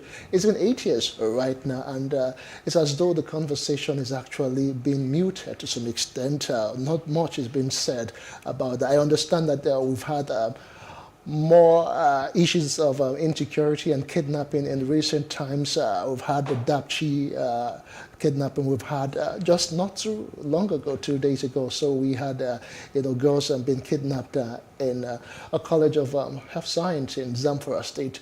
It goes on and on, but we still have to remember that these girls are yet in captivity even after 8 years. Sadly, April the 14th, 2014, 276 schoolgirls were abducted by Boko Haram from schools, the secondary school in Chibok town, that's in the northeast. And then some of the girls, if you remember, managed to escape while others were released following campaign efforts and government negotiations. Government will always say they don't negotiate, but that's not the case. Now, despite all efforts to free all the pupils, 109, just like you have mentioned, of the girls still remain in captivity, and Leah Shaibu is also still part of, this person. At least 16 have been killed. So far, that's according to the report. Now, since then, abduction, thing is, the fact that 8 years after, nothing has been done. We would say nothing because it feels like we have moved on. We have forgotten about them. We've also forgotten that these children, 109 of them, belong to families. And you can only imagine the pain and the trauma and how it's so difficult for parents or their parents to be alive and they think that these children are nowhere to be found. Now, according to reports that's been made available, between December 2020 and October, as of 2021, 1,436 children school children, and 17 teachers have been abducted from schools in Nigeria by armed groups, man. So it feels like we haven't even learned anything. That's another thing also. You have an experience, and it's okay because you were not proactive, but one would think that you would take proactive measures to ensure that there's no reoccurrence. But this constantly happens. And so you still have more children that have been in captivity, and this has also forced a lot of schools in the north, about 1,500 schools in the northern schools. Since then, you have the schools, some schools have been shut down priorly, and so education in that part of in this part of the country is also being threatened. In the Northeast, yes. And it's sad. For government, I will constantly say this, and that's the basic things. These are basic things that you expect of anyone. Like I always make this reference to the fact that if you have a father, I mean, if you're a parent or you have a family, the basic thing, it would not be rocket science for the children to be asking for basic things. Oh, they need shelter, they need clothing, they need, food, and of course, education would just come in. Now, government has a primary responsibility of protecting lives and properties, and government has failed. And the one that's even more surprising is the fact that when this government came into power, we're talking about the President Muhammad Buhari's administration, when they came into power, top on the list was the fact that they boasted and they proposed to Nigerians how they were going to solve the issue of security and insurgency. And looking at this, what has been done? I don't even think that the Nigerian government still remembers that you still have these Chibok girls still missing. And what are we doing to ensure that this doesn't happen? Despite several initiatives that's been put out, it's so difficult, it is so painful, and really our hearts are with the parents and these children who have been away from their family for 8 years. You can only imagine the pain and the trauma that they would be subjected to. Some of them would have been, gone through several experiences, rape, trauma. You can only tell 8 years is a lot of time. 8 years is like another term for government. It's actually 2 terms. So you do 4 years and do 10. It is really a so it's really a time. But our government and our people have really failed these children. Yes, we'll just let the conversation, lie for some, for just now, and let's just keep on pushing and reminding government to do the needful and rescue these children safe. In all of this, a Safe School initiative, has actually come out, but we even also hear of reports of these 3 Chibok girls saying that they are being treated with contempt in school. A whole lot happening, and the parents are actually demanding the release. But we'll take a break right now, and we'll give you an update on the UEFA Champions League, Nigerian League, or just on sports generally in a moment. Do join us again.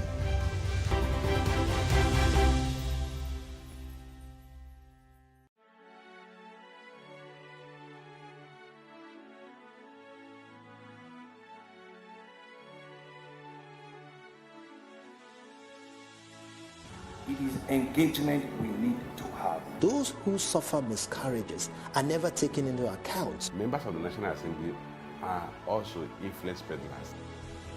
You are sitting on Nigerians' money. From the barbing, I pay my rent. On the barbing, I send my children to school. A consultative engagement. No any tangible notification before they ban us. It's one thing for people to be at your back and the heat of the moment, but another thing for them to still be with you when push comes to shove. I will do everything to take Lagos out of the national grid.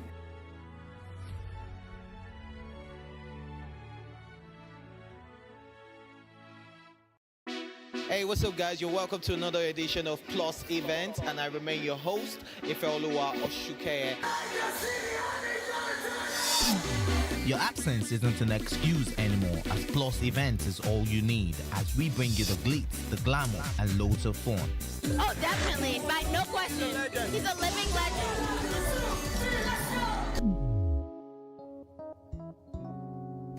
Oh, God forbid, Holy Ghost fire, I know. I just want to be blown away. I want to be wild. This is 11 years of doing it.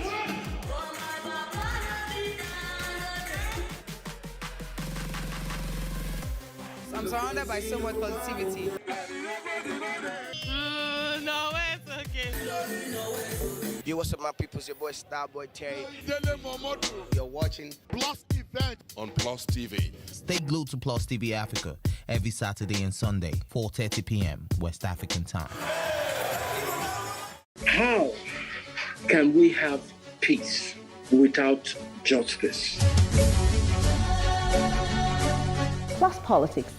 It's not just another political conversation, it's about keeping you in the know. The relevant interviews, asking the tough questions to those that matter, get the answers you need. Does it mean that the people who were injured, people who were shot at, those who were involved in that stampede are not going to get justice? It is unfortunate, it is sad that we have a government of deaf and dumb. Analysis from top experts. The last election was not really an election. We feel that Obasanjo has a very special place in his heart for hating Ijaw people. I think it really boils down to two things. One, trust and accountability. Plus Politics, every weeknight at 7 p.m. on Plus TV Africa.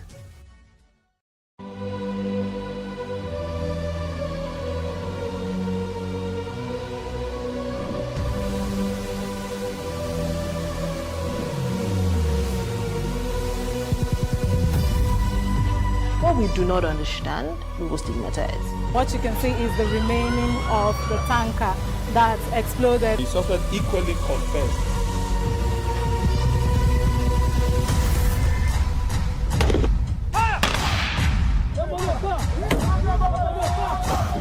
A 500 naira they collect them. If you no talk, then go beat you. Now 2,500 and they pay.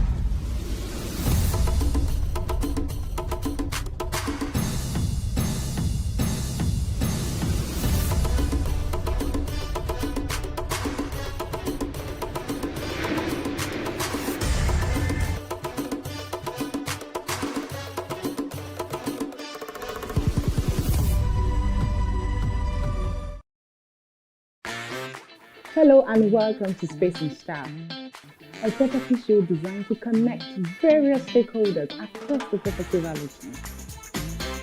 We can also provide realistic solutions and deepen your knowledge about the interesting world of real estate. We shall showcase architectural design, interior design trends, lifestyle and real-time property news updates, and the right way to navigate through property development and investment. Join me every week on this channel as I take you through an exciting journey in the world of real estate.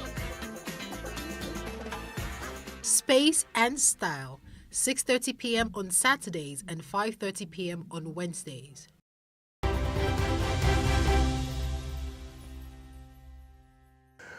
All right, welcome back. It's still the breakfast on Plus TV Africa. It's Friday and we are talking sport as well. One of Mercy's favorite day of the week. Mercy, me. I don't know why you think that it's okay. Favorite day of the week, yes. Yes, it is. That's because I was born on a Friday, and that's it. And Friday just feels like I don't know the feeling, but we just need to move on to the next topic this morning. Yes, we do. We'll just be having an update. What's going on with the UEFA Champions League? I mean, who stands a chance of winning the trophy or taking the trophy?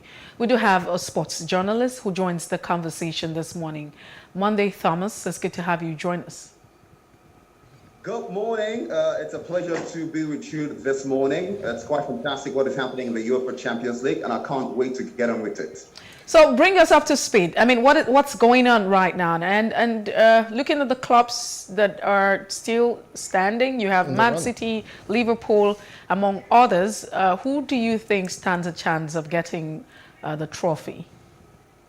Well, believe me or not, I think this is the perfect four for the semi-final as the road to Paris continues.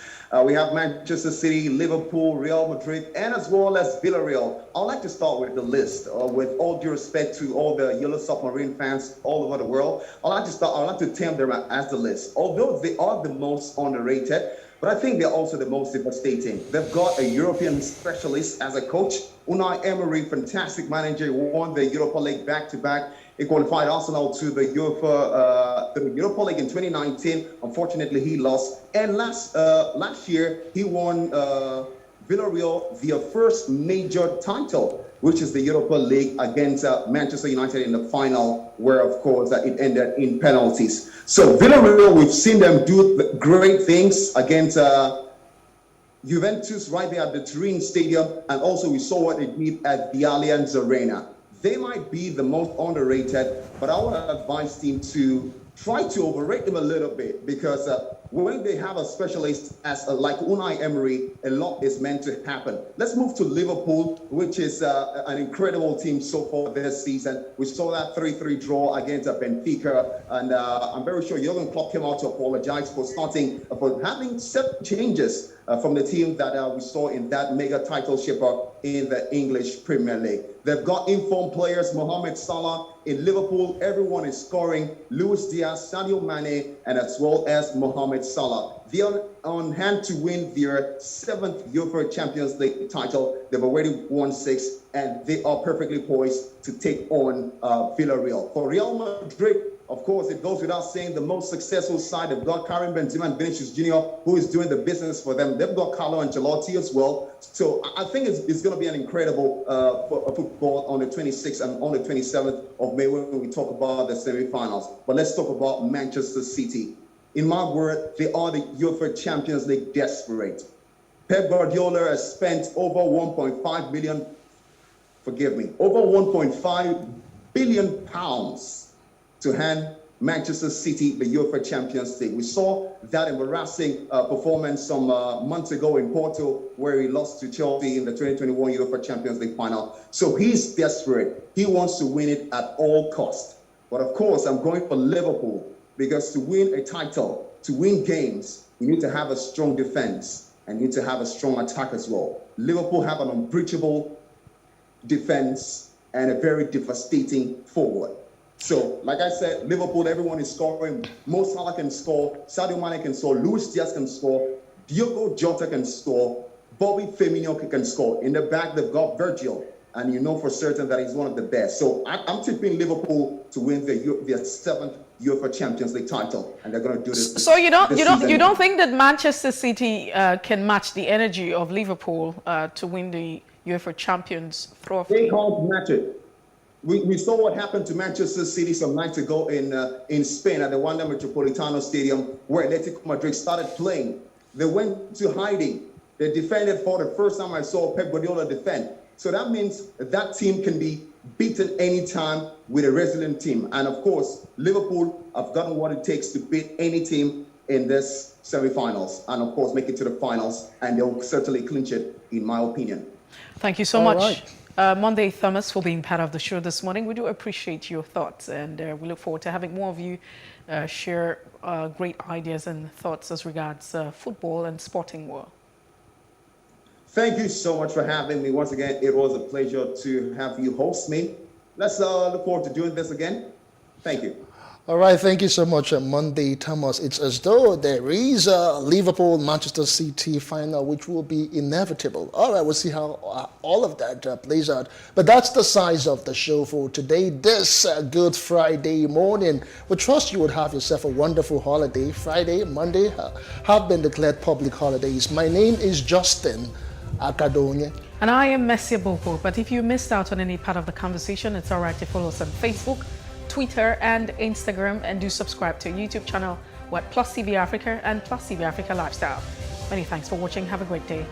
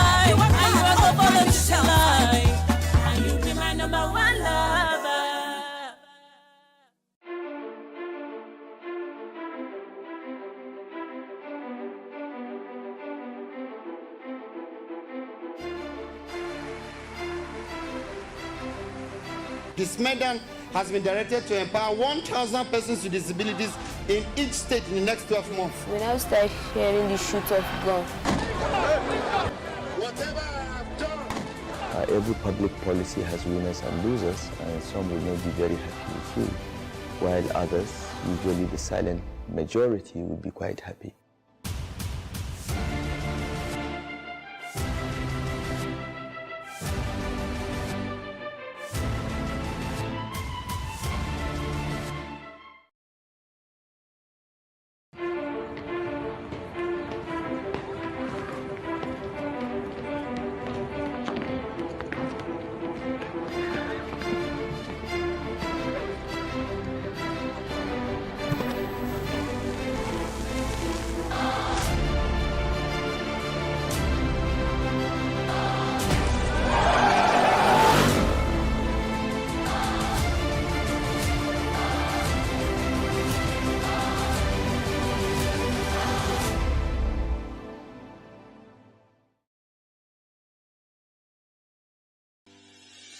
Increase the reach of your events or business services.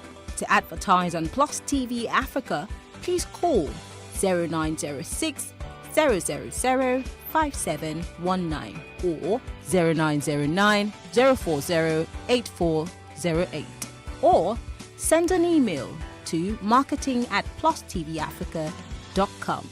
Plus TV Africa. Big stories live here.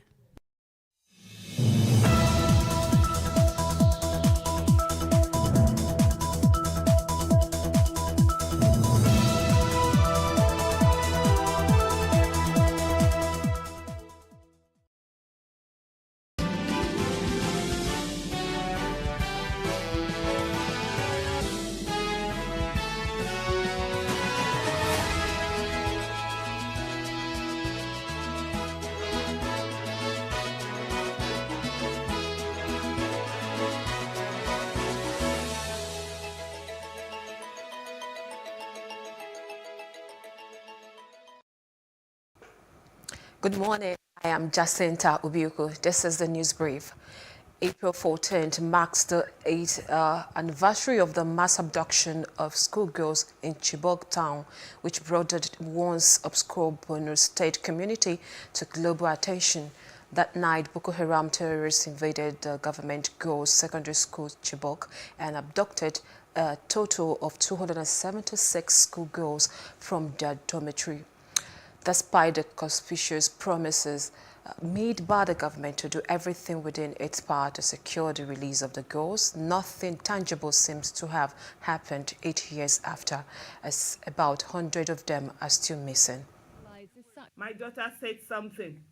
On the 1,000th day of Chibok girls' abduction, she was 15. She said, as long as Chibok girls are in captivity, we all are in captivity. And will continue to be in captivity until the lives of our fellow citizens matter to us, until we come out to make demands, even when we are not affected. The families of the train passengers are out there making demands. They are crying. How many of us are standing with them? Are we waiting until we become victims before we will know to come out to stand? Are we waiting until we become victims before we will call that an incompetent and insensitive, a callous president that we have in office? People are bothered about the way what the president is being called. We don't insult presidents. We state what they do, the way they do it. Presidents with empathy will be said to have empathy. Those who do not have will continue to say that. And the question I always ask, who is next? Your child might be with you safe today. Those whose children are not with them right now, their children once was with them. And if we do nothing, we'll continue to embolden the terrorists to come after us, because we have shown that Nigerian lives do not matter. And we'll continue to enable the government and give them enabling an environment for them to continue to abdicate their responsibilities. Yesterday's victims were once survivors. Today's victims were yesterday's survivors, and tomorrow's victims will be today's survivors. Who is next? It's been 8 years since the abduction of 276 schoolgirls. 109 of them remain missing. And abductions keep going on every day, and kidnaps. And there's more insecurity today than it was 8 years ago. Yes, we are in contact with the parents, and they don't know what is going on either. The government does not speak to them, does not address them, does not answer any of their concerns. It only gives issues out, people's statements on the 14th of April every year and goes to sleep till the 14th of April the next year, and that's all. I feel very frustrated and disappointed and angry at the same time. Nobody anticipated that 8 years on, we'll still be talking about the same thing. Remember that when the abduction happened, it was something that it was possible to have rescued them within a week, within days, but the government then was dragging its feet and deceiving itself and deceiving others, and the thing kept going on. And then that government left, and a new one came with a bundle of incompetence, like my colleague spoke earlier. The person who spoke to earlier said, a bundle of incompetence, worse than the last regime. And so that is from being one bumbling star to the other. We give kudos to them because within this time, 110 have come back from 2016 to now, which is something, because before then, not one came back, and it also fertilized the idea that there was no such thing as Chibok girls and there was no abduction or so. But we have 110 of them back, and 109 remain missing today, including others that were abducted in the process, like Leah Sharibu and others who are still in captivity. The Independent National Electoral Commission, INEC, has suspended the continuous voter registration exercise, CVR exercise, in Ihite Uboma local government area of Imo State. Earlier on Plus Politics, INEC Chairman, National Commissioner Festus Okoye, said the decision was taken after an INEC staff, Wokorie Anthony, was shot dead by gunmen. You know that from the 11th day of April, this year, we devolved the continuous voters registration exercise to the registration area levels, or what you call ward level, on a rotational basis. Okay. So some of our staff, we are doing the CVR in Ihitu Boma local government, more particularly in where they call Nkwa Ihite in PU 004 in Amakohia Ward RA02. When they were attacked by some unknown gunmen. Unfortunately, one of our staff by name Wokorie Anthony lost his life in the process. He has been moved to the morgue. And then the remaining two staff that we couldn't locate initially have now been located. They have injuries, but are in very stable condition. So that is the situation as of today. And so many of the potential registrants we are injured in the process. So consequently, we have suspended the registration process in the Ihitu Boma local government. The Executive Director of the Rule of Law and Accountability Center, RULAC, Okechukwu Nwangoma, has called for the resignation of the present government. Says it is alarming that despite the huge borrowings ostensibly to combat terrorism, insecurity continues to grow. The situation in Nigeria today,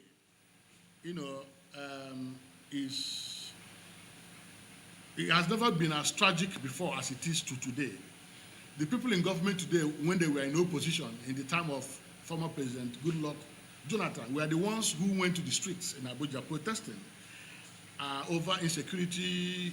They called Jonathan incompetent and asked him to resign. Of course, we knew that things were not good then, but we thought that things were going to get better. 7 years into the administration of President Buhari, things have got worse. If you look at Kaduna State, where you have more than close to 30, security formations ranging from the military, the police, civil defense, the SS, yet Kaduna State has become an ungoverned space. Citizens are now living at the mercy of ruthless terrorists. The government has no answer. You can see that the state has become locked down. Airports have cancelled flights to and from Kaduna. So that tells you clearly that Kaduna is completely under the control of terrorists. And this is it's not just Kaduna. Between 2 days and today, we have heard of attacks in other places in the north, like in Jos, in Nasarawa. So it has become evident that the present government has no answer insecurity. And the only thing we have to ask for is for them to resign the way they asked President Jonathan to resign. On the PSC and MPF standoff over police recruitment, Mwangoma is of the opinion that the president ought to have intervened by telling each of the agencies to stick to their mandate as stipulated by the Constitution. The law is very clear. Apart from the Constitution, which clearly gives the power of recruitment to the Police Service Commission, the establishment law establishing the Police Service Commission is also clear about that. But the appeal court in the case in 2019 made it clear that the removal of that power by the National Assembly and giving it to the police in the Police Act is inconsistent with the Constitution, and so it declared it unconstitutional. So that aspect of the Police Act has been declared, illegal by the appeal court. That's, so, and our concern is that the president, who ought to provide leadership, has remained silent and allowed the Police Service Commission and NAPF to continue to fight. And of course, we know that at the root of this fight is pecuniary interest, because we know how much is involved in police, recruitment. Police recruitment is a cash cow. A lot of money is involved. The Community Access to Justice and Criminal Justice Interactive Project seeks to amplify the narratives of communities affected by insecurity to ensure they are involved in identifying and implementing workable solutions. The Benue State government has initiated a law towards establishing Peace and Reconciliation Commission to end internal crisis. Commissioner of Information, Culture and Tourism, Honorable Mike Inalugu, announced this while briefing newsmen at the end of the State Executive Council SEC emergency meeting presided by the Governor Samuel Otom held at Government House, Makurdi. The Benue State Executive Council delved into the memo and sought for the establishment of Benue State Peace and Reconciliatory Commission, which is aimed at bringing total peace in the state. So the government of Benue State, in their normal desire to bring total peace to the land, came up with a law establishing Benue State Peace and Reconciliation Commission. And this commission has 15 members with the chairman, secretary, DG, representative of Minister of Water Resources, Information, ROD scholars that are good in peace building, Bureau of Local Government, and a host of other members, constituted, as I earlier told you, 15 members. When this law comes into effect, instead of taking law into our hands, some persons are at liberty to seek redress by sending petitions to the Commission. The Nigerian Security and Civil Defense Corps (NSCDC) has reaffirmed its commitment to ridding Rivers State of illegal oil bunkering and ensuring the safety of critical national assets from economic saboteurs. This followed the arrest of 8 suspected oil thieves, along with 8 trucks used in carrying out illegal activities in the state. In a chat with newsmen, the commandant of the Nigerian Security and Civil Defense Corps in Rivers State, Abu Tambuwal, affirmed that the command has taken the delivery of the gunboat donated by the state government towards boosting the operations against illegal oil bunkering. Tambuwal, who gave details of some achievements of the NSCDC within the week, said the command intercepted and impounded the trucks conveying suspected illegally refined diesel along Mbiama, the border between Bayelsa and Delta State. He, however, said that 8 suspects were in transit out of the state. We are here at this very exhibit yard to launch the gunboat donated by the state government in its struggle to boost their operations on the waterways. I wish to call on all officers and men that these gunboats are delivered to make judicious use of the gunboats, and also to uphold the gunboats to be an added value to their operations. Tambuwal also hinted that the NSCDC Commandant General Ahmed Abubakar Audi allotted a new ambulance to the command, which will be positioned at the Port Harcourt International Airport for effective usage during emergencies. These ambulances will add more value to our efforts to curtail the problems and other emergencies that might emanate from various angles in the state. However, this one, with particular reference to strategic states and also strategic international airports we have in the country, were deployed. And this one, River State, opportune to get one for deployment to International Airport, Port Harcourt. They are there for emergency purposes and any eventuality that might have happened in relation to environmental hazards or any mix-up in case of any emergency. The commandant reiterated the commitment of NSCDC in the fight against oil theft, oil bunkering, and other illegal dealings in petroleum products in the state. He said there is a new sheriff in town and it will no longer be business as usual, as the eagle eye of the command is across the 23 local government areas of the state to checkmate criminal activities. President of the Senate, Ahmad Lawan, has constituted a 13-member ad hoc committee to investigate oil theft in Nigeria and its impact on petroleum production and oil revenues. Lawan announced on the floor at the plenary that Senator Basi Albert Akpan is the chairman of the committee, while members on the panel include Senator Yusuf A. Yusuf, Solomon Olamilekon Adiola, amongst others. The ad hoc committee was given 1 month to conclude work on investigations and report back to the chamber in plenary. The following is the membership of the committee. Senator Basi Albert Akpan, chairman. Senator Yusuf A. Yusuf, member. Senator Solomon Adiola, member. Senator Kabir Gay, member. Senator Mohamed Adamaleru, member. Senator George Thompson Sakibo, member. Senator Gabriel Suswam, member. Senator Kashim Shatima, member. Senator Aliyu Sabi Abdullahi, member. Senator Aliyu Ndume, member. Senator Stella Odwa, member. Senator Sani Musa, member. And Senator Ibrahim Gobir, member.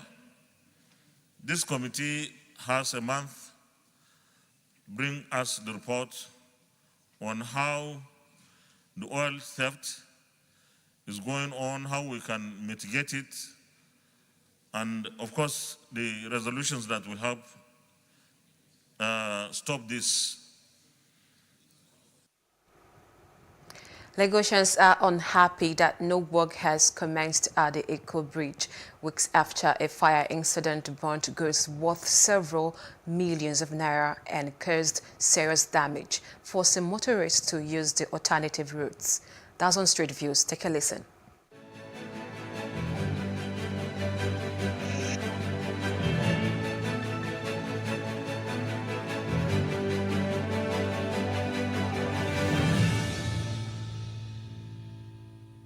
We have a government in this country. You have leaders. They don't care for us. They don't care for us. They're just doing anything. The bridge affects us so much. Let the government open the bridge. They should fix it so that we won't have this stress when driving. We are praying that someone should please do it for us. As you can see, it's affecting everybody. So, and you can't visit everywhere in abroad now. 2 hours they've done it. So Nigeria government should move fast. It's affecting us every day. Like what we are passing through here every day. Sometimes we spend more than 1 hour before we can go through the traffic. It's affecting us. We are begging government to just help us fix it. Fix it quick now.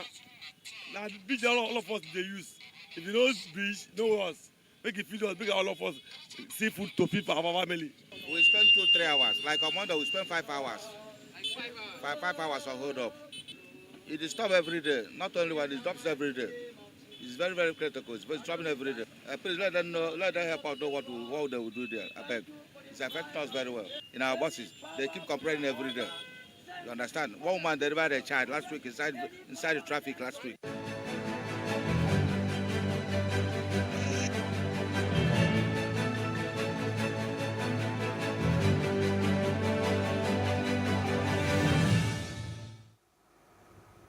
Other parts of Africa, Rwanda has struck a deal with Britain to receive some asylum seekers in the East African country. The move has been criticized by UK opposition politicians and refugee groups as inhuman and unworkable. Speaking in Rwanda's capital, Patel said resettled people would be given support for up to 5 years, including training, accommodation, and health care, so they can resettle and thrive. Working together, the United Kingdom and Rwanda will help make the immigration system fairer, ensure that people are safe, and enjoy new opportunities to flourish. We have agreed that people who enter the UK illegally will be considered for relocation to Rwanda to have their asylum claims decided. And those who are resettled will be given the support, including up to 5 years of training with the help of integration, accommodation, healthcare, so that they can resettle and thrive. Part of this groundbreaking agreement, the UK is making a substantial investment in the economic development of Rwanda. This will support programs to improve the lives of people in Rwanda and develop the country, the economy, job prospects and opportunities. In addition, the UK will provide funding and expertise to implement this agreement. We just decided to give our contribution to a solution to illegal migration. And we are going to provide these people with a minimum for them to be able to live a dignified life. We are going to invest in skill development. We are going to invest in socio-economic integration of these people.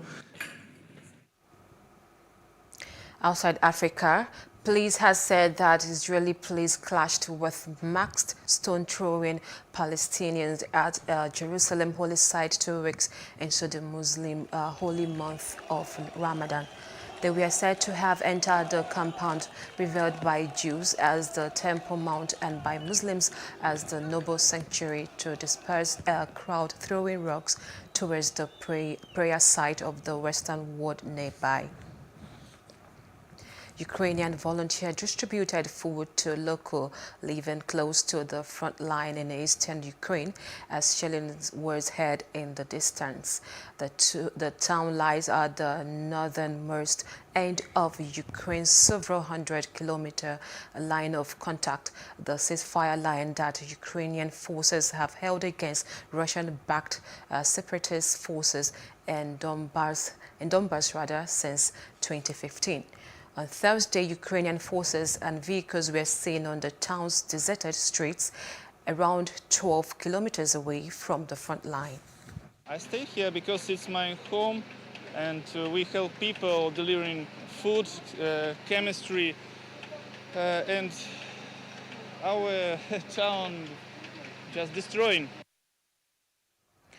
On business news, the Naira has slumped further and is changed to the dollars at 590 at the parallel market ahead of the Easter festival period. Some bureau de change operators say the dollar was bought and sold at 585 and 590 on Thursday, even as Naira had earlier traded to the dollar at 588 Naira. At the importer and exporter forex window, the Naira fell by 0.20% to close at 417 Naira 5 kobo after reaching a high of 444 Naira. The Central Bank of Nigeria, however, maintained 460 Naira as its official rate on its website. On entertainment news, Spotify, an online streaming platform, has rated Nigeria as the second country with the most musical streams after Pakistan. Spotify head of music for Sub-Saharan Africa, Fiano Ukumo, who disclosed this during a media chat in Lagos, said that the study was carried out by Spotify and that Kenya ranked the third. She said that artists including Wizkid, Burna Boy, Tems, and Mr. Easy ranked amongst the top 5 exported local artists from Nigeria on Spotify. And on sports news, the Federation of Colombian Football, FCF, have confirmed that the former Colombia national team captain, Freddy Rincon, has died aged 55. A midfielder who played in his home nation, Brazil, and briefly in Europe for both Napoli and Real Madrid, Rincon was an iconic figure for a generation of Colombian fans and featured in the same squad as the likes of Carlos Valderrama, Faustino Aspira, Oscar Cordoba, and Wilmar Cabrera, eventually earning 84 caps at senior level.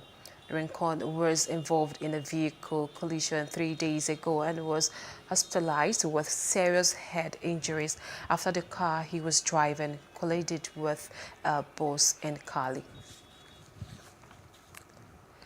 That's the news brief. For more stories, please follow us at PlusTvAfrica on Facebook, Twitter, and Instagram, and just subscribe to our YouTube channel at PlusTvAfrica and PlusTvAfrica Lifestyle. I am Jacinta Obiuku. Thanks for watching.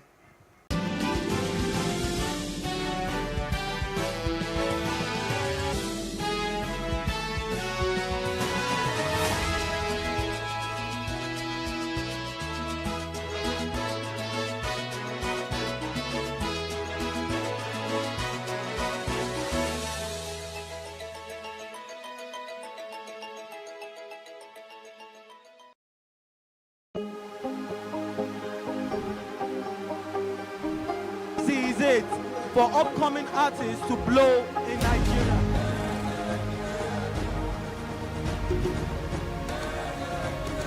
Welcome to Plus Trending. I am Buki November, your host, saying thank you for joining us on today's episode. Welcome back. It's tea time on PlusTvAfrica. Practice makes perfect. I'm not perfect yet, but I'm a lot better than I used to be. He's a king. He's entitled to marry 100 if he wants to.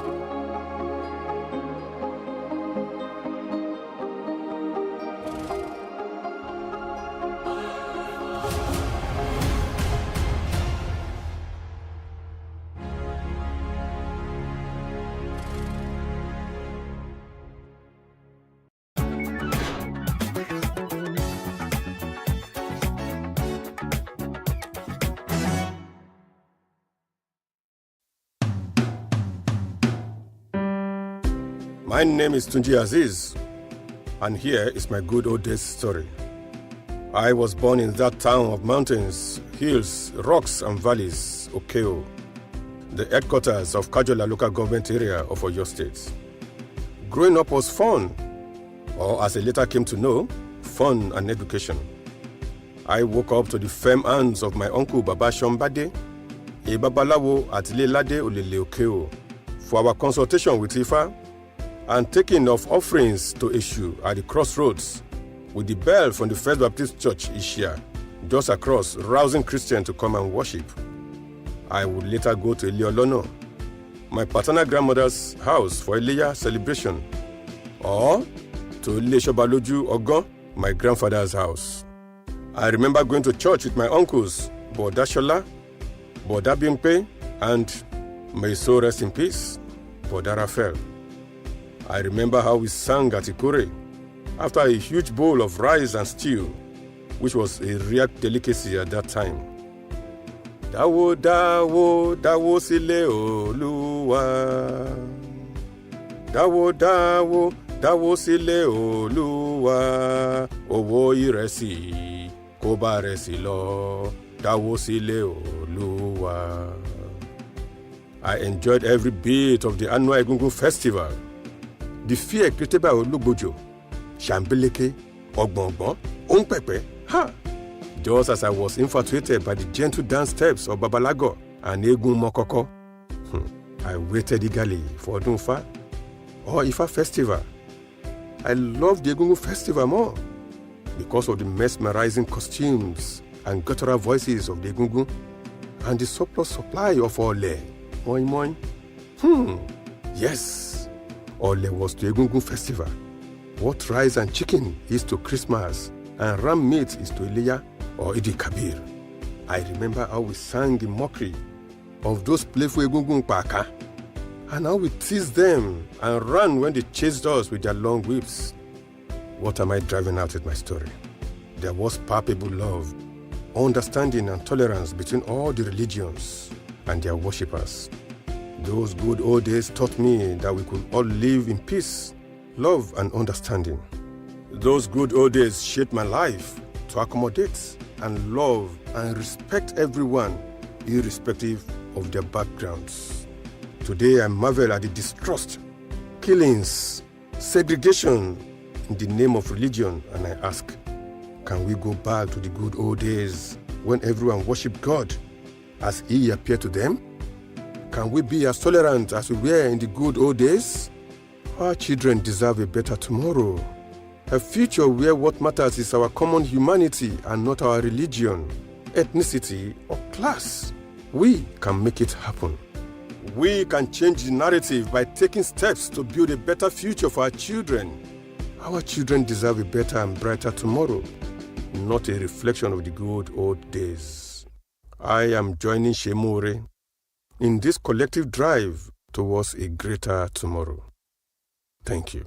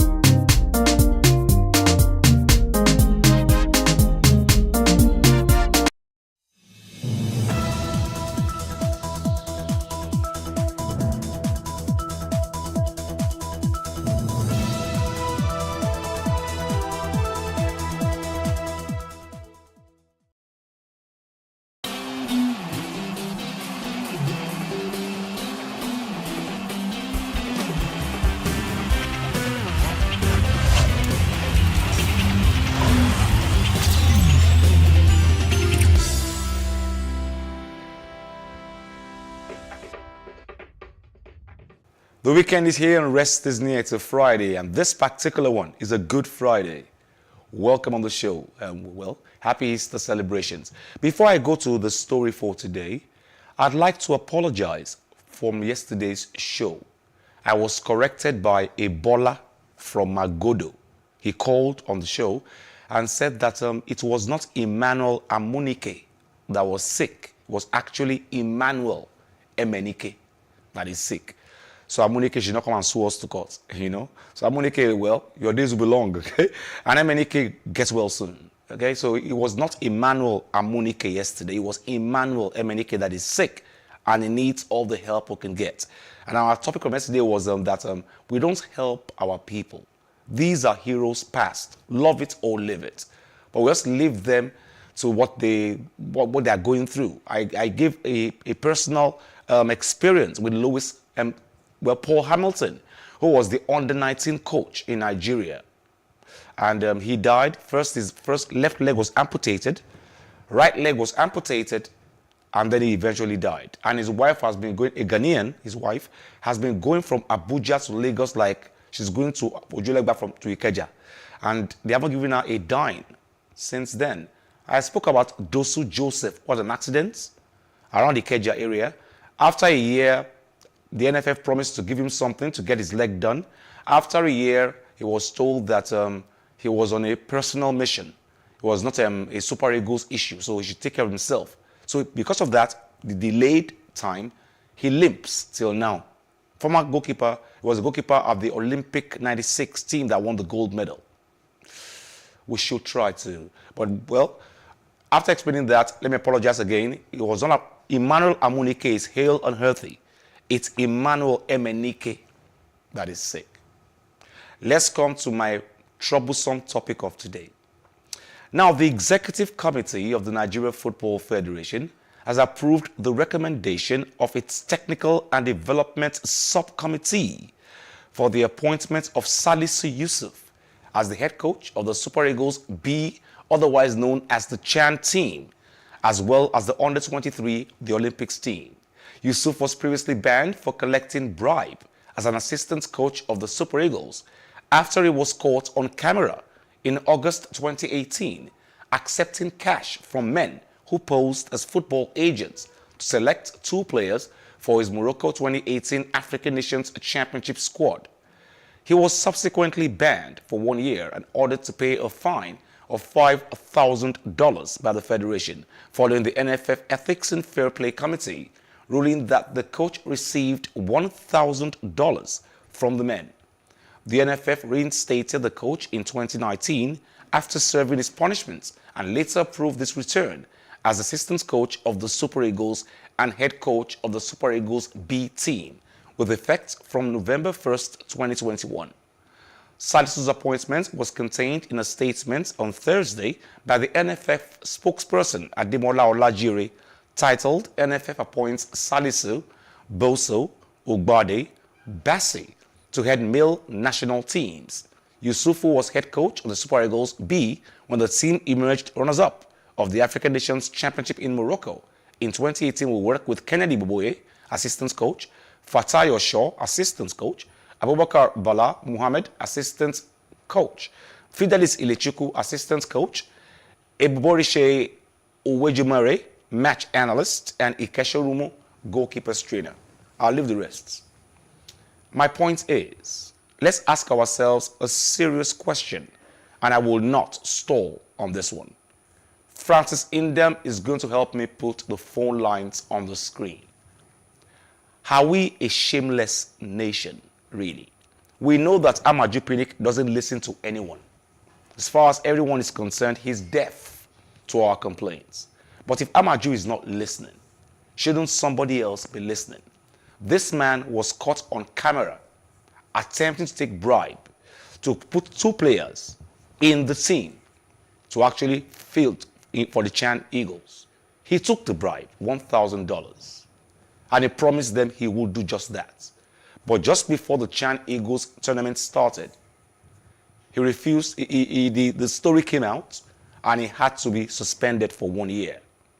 Now, this is a disgraced coach who was actually spoiled, soiled the ethics of coaching across the world. He took a bribe to bring 2 players who were not involved in the tournament, and he took the bribe, and it was caught on camera, was suspended for a year. And a year after, immediately, it's really silly to actually do this. We will come back, we'll still take your calls and tell us what you think about bringing Salisu back to be the coach of the Super Eagles Team B, despite being disgraced for taking bribe to put players in the team. We'll take a short break. We'll come back. Stay with us.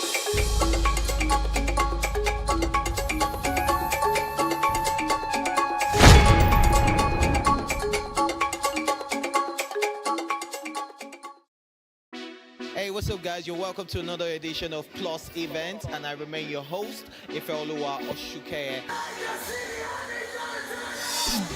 Your absence isn't an excuse anymore, as Plus Events is all you need, as we bring you the glitz, the glamour, and loads of fun. Oh, definitely. Right, no question. He's a living legend.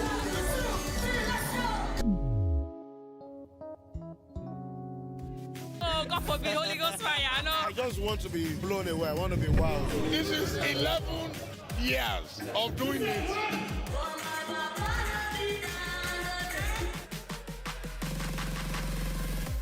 I'm surrounded by so much positivity. No, it's okay. Yo, what's up, my people? It's your boy Starboy Terry.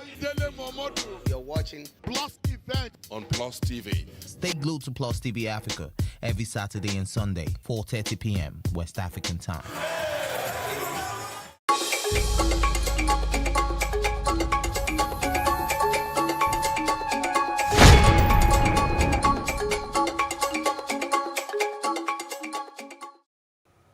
So the call line is still on the screen. Of course, we're asking the question, why bring Salisu Yusuf? I use the word disgraced Salisu Yusuf. It wasn't like we heard that he collected bribe. No, it was on camera that he collected bribe to actually bring 2 players into the team. And those guys who went there were actually journalists, investigative journalists, who posed to be soccer agents and actually told him, and he agreed that he would do it. So he was suspended for a year. He's back, and almost immediately, Nigeria puts him to be Super Eagles Team B coach. I don't know who does that. This man should be hiding in his house right now. Should be ashamed of himself and his family. But Nigeria is a norm. To collect bribe and to be corrupt is a norm in Nigeria. And this has proven it. And Amaju Pinnick has only proven more to be a bad leader, a terrible leader who doesn't listen. You don't put a man like that over us after all said and done. But it's Amaju Pinnick. He can do what he wants. That's our vintage Amaju Pinnick. We're taking your calls this morning, and we're asking ourselves this question. Why Salisu Yusuf again? After a 1-year ban from football, and immediately he's back, he's Super Eagles Team B coach. Just like that. What he has done is forgiven. Well, it's a Good Friday, it's the Easter period, it's the spirit of forgiving. Maybe that's what Amaju is doing. But I don't think it's right. But what do you think? You can call and tell us what you think, if it's right or wrong. Let's look at the fixtures for let's look at the results first off. And Barcelona, wow. For a long time, the match remained 3-0. Eintracht Frankfurt in the Bundesliga. Eventually, Barcelona crawled back and got 2 goals. Wasn't enough. So Barca are out of the Champions League, are out of the Europa. And you ask yourself, how are the mighty fallen? Wow. So RB Leipzig beats Atalanta. Barcelona lost to Eintracht Frankfurt. Olympique Lyonnais lost to West Ham. West Ham fantastic, 3-0. Rangers beats Braga, 3-0. So let's look at the semi-final draws, fixtures now. Those were the results from yesterday's matches. So we have 4 teams left, semi-finals. Okay, and semi-finals, okay, yes. West Ham will take on Eintracht Frankfurt. RB Leipzig will take on Rangers. So the first leg will be at West Ham's home. We'll take the coach's interview later. And of course, Rangers travel to Leipzig for the first leg of the semi-final fixtures. Okay? Now, Jurgen Klopp has once again hit out at the fixture schedule imposed on his side, particularly angry with the timing of the kickoff away at Newcastle, just days after the UEFA Champions League semi-final first leg at Villarreal, claiming the Premier League and the BT want to cause him problems. The Liverpool boss admits he hasn't seen Manchester City's full game against Atletico Madrid, but argues the travelling may have an effect on his opponents. Klopp believes that it's not a surprise that both future fixtures between Liverpool and Man City have finished 2-2 this season. However, he says he will be really crazy for the FA Cup semi-final clash to go to penalties. That's what I said. It's completely normal in that period of the first time that we obviously are in semi-finals of two competitions, stuff like this. So that's our problem. I have no problem with deal with that.